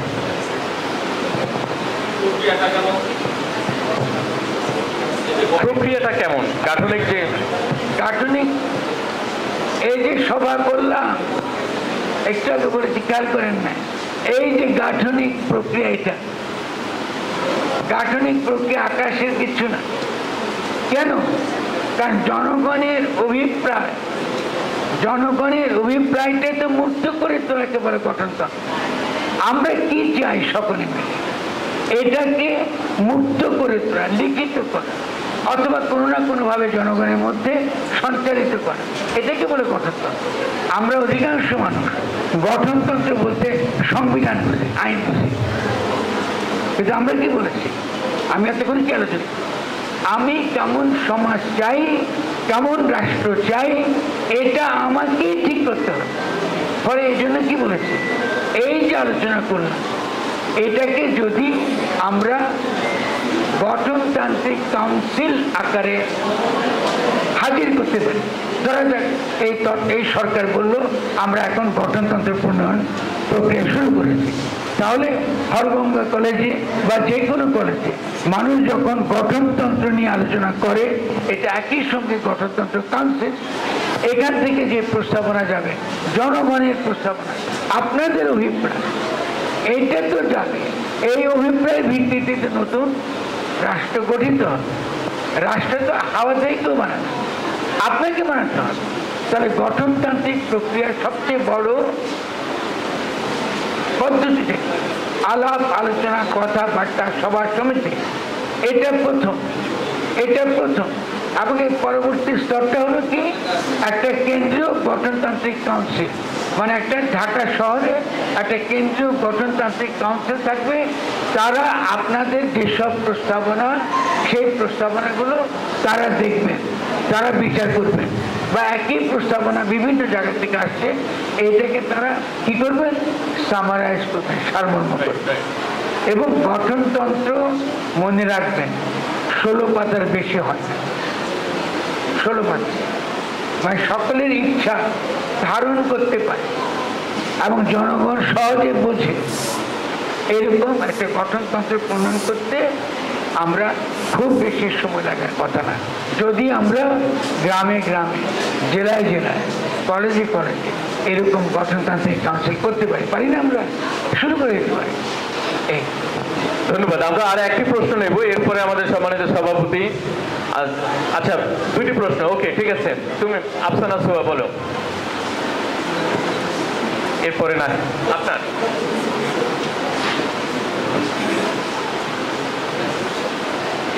বলে যাবে। আচ্ছা, আমাদের শিক্ষার্থী আফসানা ছোয়া, তার একটা প্রশ্ন আছে। শ্রদ্ধেয় স্যার, আপনার বক্তব্যের মাঝে নিজেকে গঠন অর্থাৎ আত্মগঠনের কথা বলেছেন। আমার প্রশ্ন, এই ক্ষেত্রে ধর্মীয়, পারিবারিক, সামাজিক, রাষ্ট্রীয় অর্থাৎ কোন ক্ষেত্রের শিক্ষাটি সর্বাধিক ভূমিকা রাখে বা রাখতে পারে বলে আপনি মনে করেন? এই বিষয়টি জনভেদে ভিন্ন হতে পারে, তবে কোন সেক্টরটি সবচেয়ে বেশি, কোন সেক্টরটির ইম্প্যাক্ট সবচেয়ে বেশি আর কি? এটা খুব গুরুত্বপূর্ণ একটা প্রশ্ন। খুব সুন্দর, খুবই ভালো প্রশ্ন। আমার মনে হয় যদি আপনারা আমার কাছে বুঝে থাকেন, তাহলে এটা আমি কি চাই এটার চেয়েও আমরা কি চাই এটা গুরুত্বপূর্ণ। আমি অনেক কিছু চাইতেই পারি, কিন্তু আমরা কি চাই, যেমন ধরা যাক আমাদের সমাজে আমি যে সমাজটা কল্পনা করি সেখানে পরিবার গুরুত্ব। আমি মনে করি সমাজ গুরুত্ব, আমরা পরিবার থেকে শুরু করি, মানে পারিবারিক সম্পর্ক এবং পরিবারের ক্ষেত্র কি করে সমাজে গুরুত্বপূর্ণ ভূমিকা রাখতে পারে এবং সমাজ কি করে পরিবারকে শক্তিশালী করতে পারে, এই বিষয়গুলো আলোচনা আসবে। এখন এই বিষয়টা যখন আলোচনা আসবে তখন স্বভাবতই ধর্মের আলোচনা আসবে, আদর্শ আলোচনা আসবে, ব্যক্তির সঙ্গে ব্যক্তির সম্পর্ক আসবে। যেমন ধরা যায় আমরা মনে করি যে বাবা মায়েরা ছেলে মেয়েদের অভিভাবক 18 বছর বয়স পর্যন্ত, ঠিক, এবং 18 বছর বয়সের পরে একটি মেয়ে, বিশেষত একটা মেয়ের কথা বলবো, যেহেতু আপনি মেয়ে হয়তো আপনার মনে প্রশ্নটা গুরুত্বপূর্ণ, সে স্বাধীন ব্যক্তি, সে স্বাধীন সত্তা, ঠিক আছে? তো তার ভালো মন্দের দায়িত্ব বোঝার দায়িত্ব তার, ওদের স্বাধীন সত্তা, এবং সেটা নিজের মর্যাদা নিজে রক্ষা করতে সক্ষম। আজকে গণঅভ্যুত্থানে কি দেখেছেন, যে মেয়েটি হিজাব পরে ও কি আন্দোলন ছিল না?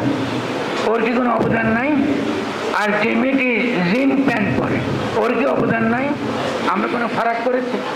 সে তো স্বাধীন সত্তা, ও তো জানে তার নিজের মর্যাদা কি করে রক্ষা করতে হবে, তার ভাইরাও জানে কি করে তার মর্যাদা রক্ষা করতে হবে, কি করে তাকে সম্মান করতে হবে। আমাদের মেয়েরা কি কোনোদিন ভয় পেয়েছে রাতে বেলা গিয়ে যখন ভাইরা পাশে ছিল যে তাদের কোনো ক্ষতি হবে? হয়েছে কোথাও? কেন হয়নি? কেন হয়নি? কারণ অভিপ্রায় আমার মধ্যে পরিষ্কার পরিচ্ছন্ন। ফলে কোনো পুরনো আইনের দ্বারা, কোনো জুজুর ভয় দেখি বা কোনো ধর্মের ভয় দেখি মেয়েদেরকে দমন করা কিংবা নারী পুরুষ সম্পর্কে যে স্বাভাবিক ভালো ইতিবাচক যে সম্পর্ক গড়ে তোলা যায়, এটাকে নষ্ট করা বা এটাকে বাধা দেওয়াটা আমরা আগামী দিনে সমাজে এটা চাই না। কিন্তু এটা আমার একার উপর নির্ভর করবে না, যেহেতু আমি বারবার বলছি এটা গণ অভিপ্রায়ের উপর ভিত্তি, সমাজে আরো 10 জনের উপর ভিত্তি। আমি এটা চাইতে পারি, কিন্তু আমার আরেক ভাই যিনি একটু ধর্মপ্রাণ তিনি নাও চাইতে পারেন, কিন্তু তাকে নিয়ে তাকে বুঝিয়ে আমাকে করতে হবে, তার মনে আঘাত দিতে হবে। আমার বাবা যদি আমাদের ব্যাপারে ভয় থেকে, সন্তানের প্রতি ভালোবাসা থেকে আমার উপর বেশি বিধিবিধান আরোপ করে, ও তো ভালোবাসাটাই করে, আমার স্বাধীনতা হরণ করার জন্য করে, তাহলে আমাদের এক্ষেত্রে কি কাজ হবে? আমাদেরকে এমন একটি সমাজ গঠন করা যেখানে ছেলে মেয়েরা কখনোই তাদের উপর কেউ অপমান করতে পারে, তাদেরকে কোনো নির্যাতন করতে পারে তার কোনো সম্ভাবনা থাকে না। এরকম রাষ্ট্র, এরকম সমাজ তৈরি করাটাই আমাদের দরকার। ঠিক না? ঠিক আছে, ধন্যবাদ স্যারকে। এবার বাংলা বিভাগের প্রভাষক নুরুল হক নুরু, তার একটা প্রশ্ন করব। আসসালামু আলাইকুম স্যার, আমি সংক্ষেপে কোশ্চেনটি করছি। আমরা ফ্যাসিবাদ সম্পর্কে অনেক শুনেছি, ফ্যাসিস্ট, তো এটা আমি আপনার মুখে একটু শুনতে চাই যে ফ্যাসিবাদটা কি। আমার শিক্ষার্থীরা বা আমরা অনেকেই পরিষ্কার ধারণা নেই এ ব্যাপারে। তো আরেকটি প্রশ্ন হচ্ছে গণতন্ত্রের উপরে, যে আমাদের বর্তমানে যে গণ বিপ্লব হয়েছে বা আমাদের নতুন গণতন্ত্র প্রয়োজন, আমাদের এক সম্মানিত অতিথি শুরুতে বলেছেন যে এই সংবিধান অনুযায়ী যদি টিকে থাকে তাহলে কিন্তু আবার যদি মানে আগের সরকার ব্যাক করে তাহলে এদেরকে ফাঁসি দেওয়া সম্ভব। এখন আমার যে জায়গাটি হচ্ছে মানে প্রশ্নের যে বাংলাদেশের প্রথম সংবিধান 1972 সালে হয়েছিল, তো সেই সংবিধানে আমাদের দেশ, আমরা স্বাধীন একটি দেশ পেয়েছিলাম, আমাদের 30 লক্ষ শহীদ হয়েছিল।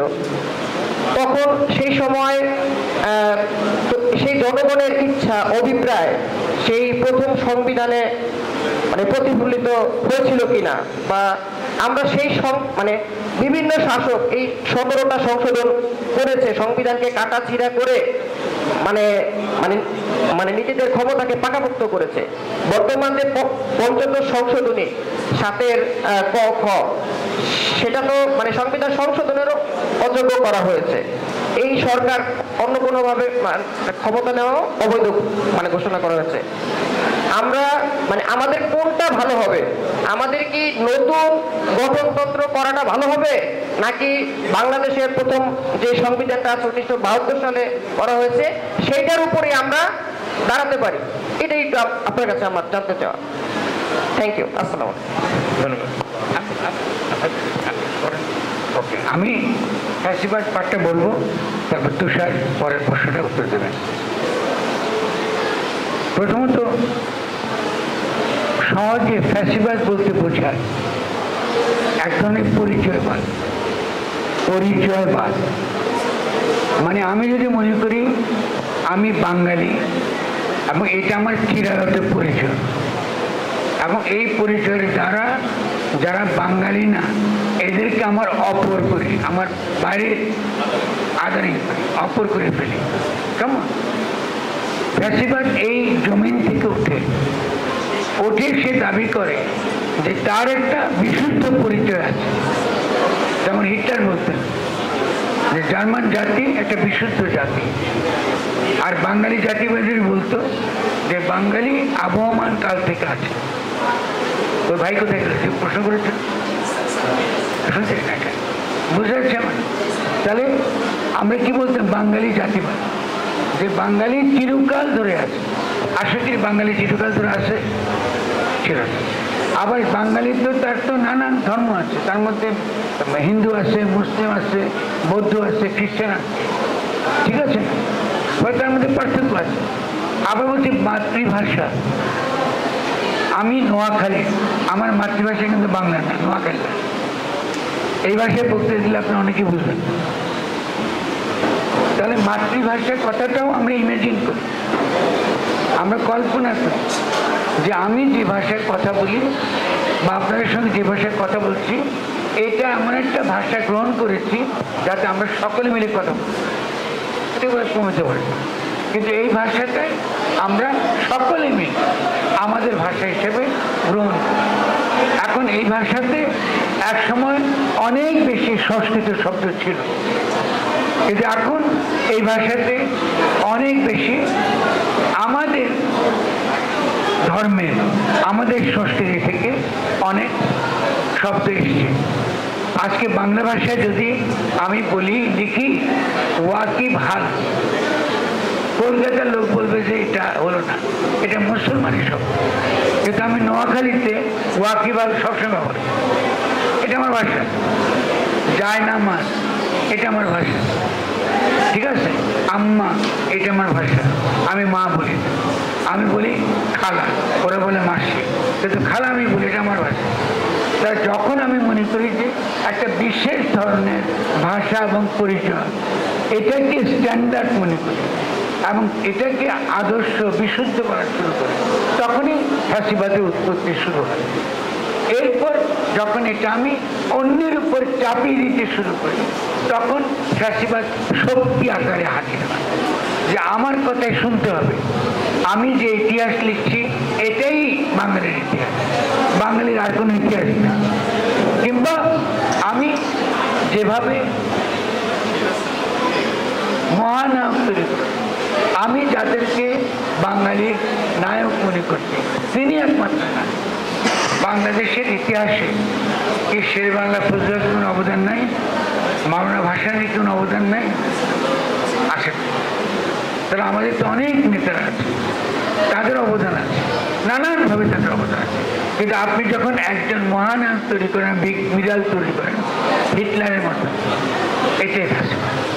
ফলে বিভিন্ন আইকনের দ্বারা বিভিন্নভাবে এটা আপনি শুরু করেন, এবং যখন আপনি মনে করেন যে আপনার বাঙালি জাতিবাদ আপনি রাখবেন বলে আপনি যারাই ইসলামের কথা বলেন এদেরকে নির্মূল করবেন, এদেরকে আমি কি বলবেন, টেরোরিজমের নামে জেলে ঢুকাবেন, অথবা এদেরকে ফাঁসিতে ঝুলাই দেবেন। ফাঁসিবাদ বেশি, ফাঁসিবাদের আরেকটা রূপ আমরা দেখলাম। আপনি কি বললেন, আমি কে তুমি কে, বাঙালি বাঙালি, আমি বিচার চাই। ভালো কথা, বিচার তো লাগবে, কিন্তু আপনি বলছেন ফাঁসি চাই, এটি বলে ফাঁসি। বিচার চাইলে অন্যায় হয়, বিচার তুমি চাইতেই পারে, আমি ন্যায় বিচার চাই। এখন যার ফাঁসি দিলেন তিনি বলছেন আমি সে আব্দুল কাদের না, আপনি যাকে ফাঁসি দিলেন তিনি বলে গেছেন বারবার আমি তো সে আব্দুল কাদের না, কিন্তু আপনি আইন বদলি তাকে ফাঁসিতে ঝুলালেন, এর দায় কে নেবে? এটাকে বলে ফ্যাসিবাদ। এবং ফ্যাসিবাদ আমাদেরকে অন্ধ করে, অন্ধ করলে আমাদের বিচার বুদ্ধি হারায়, আমরা ক্রিটিক্যাল থাকতে পারি, ঠিক আছে? ফলে ফ্যাসিবাদ যেমন বাঙালি জাতিবাদের নামে হতে পারে, ফ্যাসিবাদ তেমনি ইসলামের নামে হতে পারে। যদি আমি মনে করি আমার ইসলামী একমাত্র ইসলাম, আর অন্য কার ইসলামের ব্যাপার শুনবো না, হুজুরে দেখুন তর্ক করে, উনি কাফের কথা কথা তাকফির করে, এগুলো কিন্তু ফ্যাসিবাদ ছিল।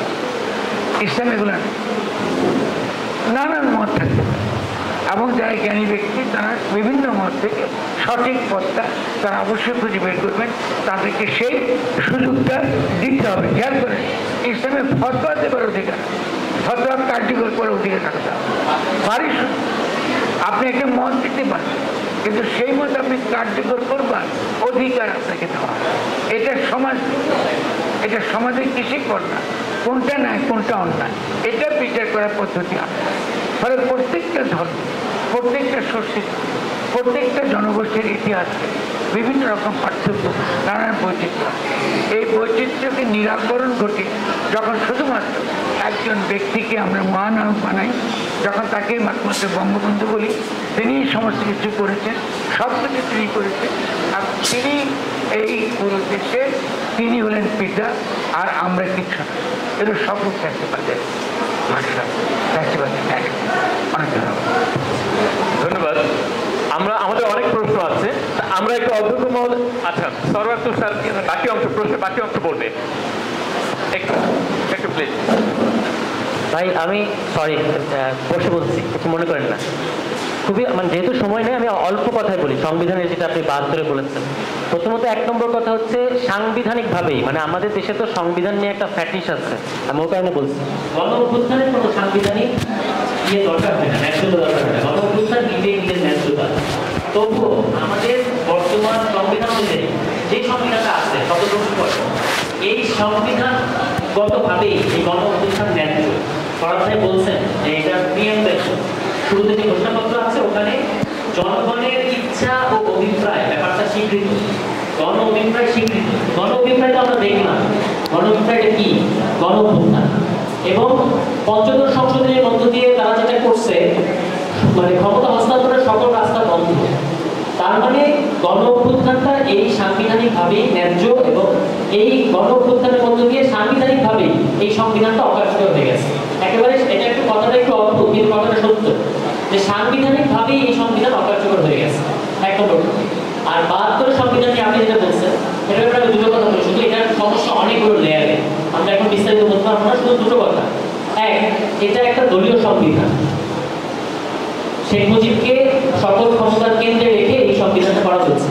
সুতরাং এটা নাই, তখনই কথা উঠেছিল মাওলানা ভাসানী সহ মুক্তিযুদ্ধের অন্যান্য দল তখন বলেছিল যে একটা জাতীয় সংবিধান হওয়া উচিত, কারণ আপনি 70-এর যে ইলেকশন সেটা ছিল পাকিস্তানের রাষ্ট্রের মধ্যে আমরা একটা কনস্টিটিউশন করব, সেই জন্য সেই ইলেকশন ছিল। তারপর মুক্তিযুদ্ধ হওয়ার পরে ওই পুরো ব্যাপারটাই অপ্রাসঙ্গিক হয়ে গেছে। ফলে উচিত ছিল নতুন কনস্টিটিউয়েন্ট অ্যাসেম্বলি ডাকা, যেখানে মুক্তিযুদ্ধের নেতৃত্ব দেওয়া সকল দল থাকবে, এবং সেই দাবি ছিল।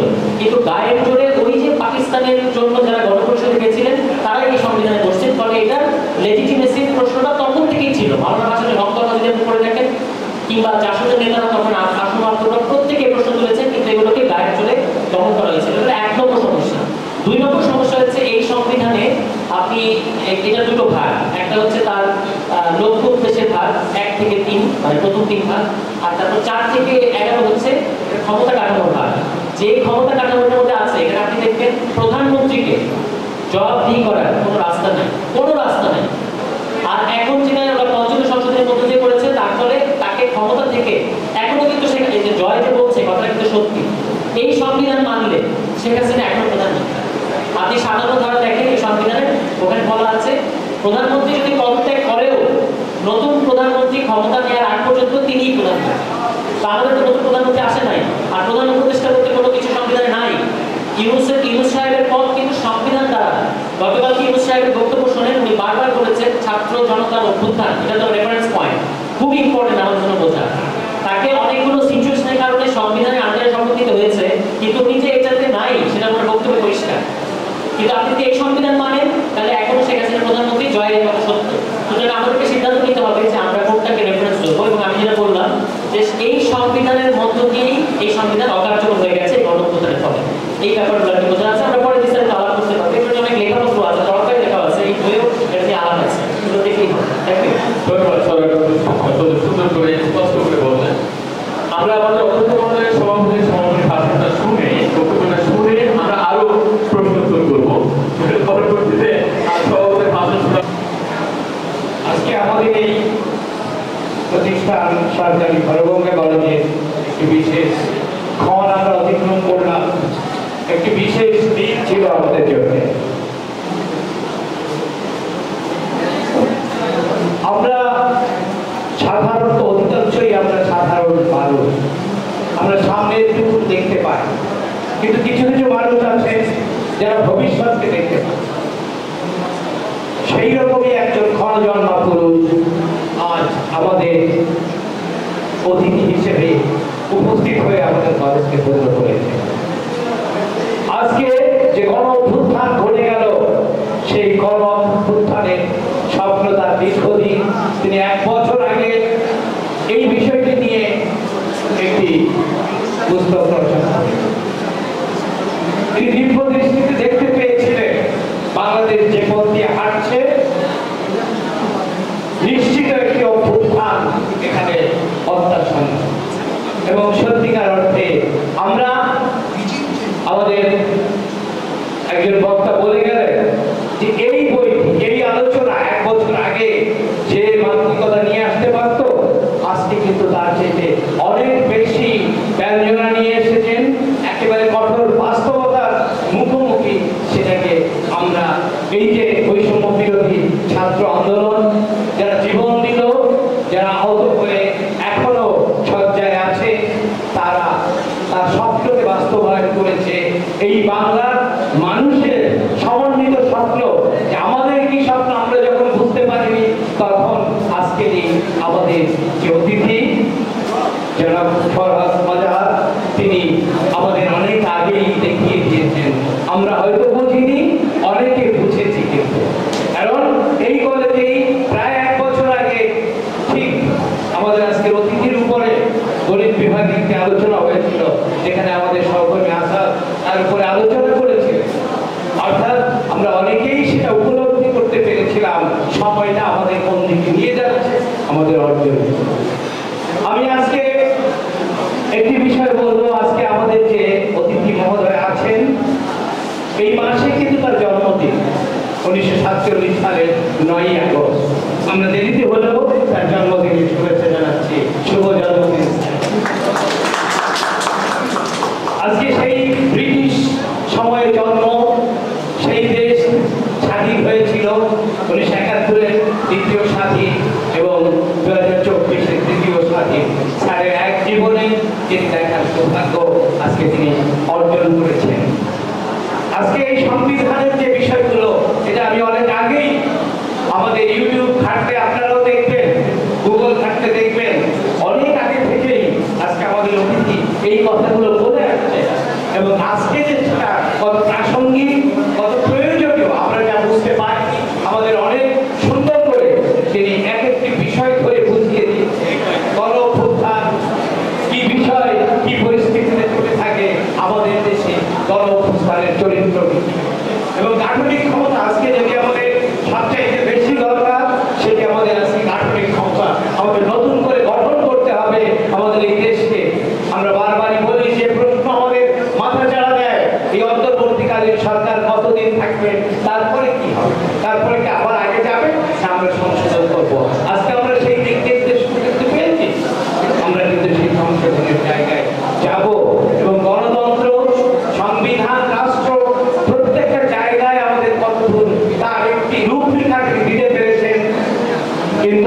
এইটাকে আমাদের উপলব্ধি করতে গেলে, এটা বাস্তবায়ন করতে গেলে আমাদের অনেক দূর পথ যেতে হবে, অনেক চিন্তা চেতনা গবেষণা এবং অনেক আমাদের নিজেদের মধ্যে আলোচনা, এই বিজ্ঞজনদের তাদের পরামর্শে সব নিয়ে আমাদের এই দেশটাকে সত্যিকার অর্থে সুন্দরভাবে এগিয়ে যেতে হবে।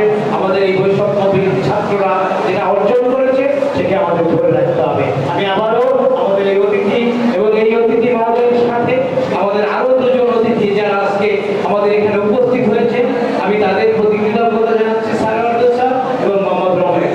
আর আমার এখানে উপস্থিত হয়েছেন বিভিন্ন বিভাগীয় প্রধান স্যারেরা এবং শিক্ষকবৃন্দ, অতিথিবৃন্দ, শিক্ষার্থীবৃন্দ এবং সবার জন্য আমার শুভেচ্ছা এবং আমি কৃতজ্ঞ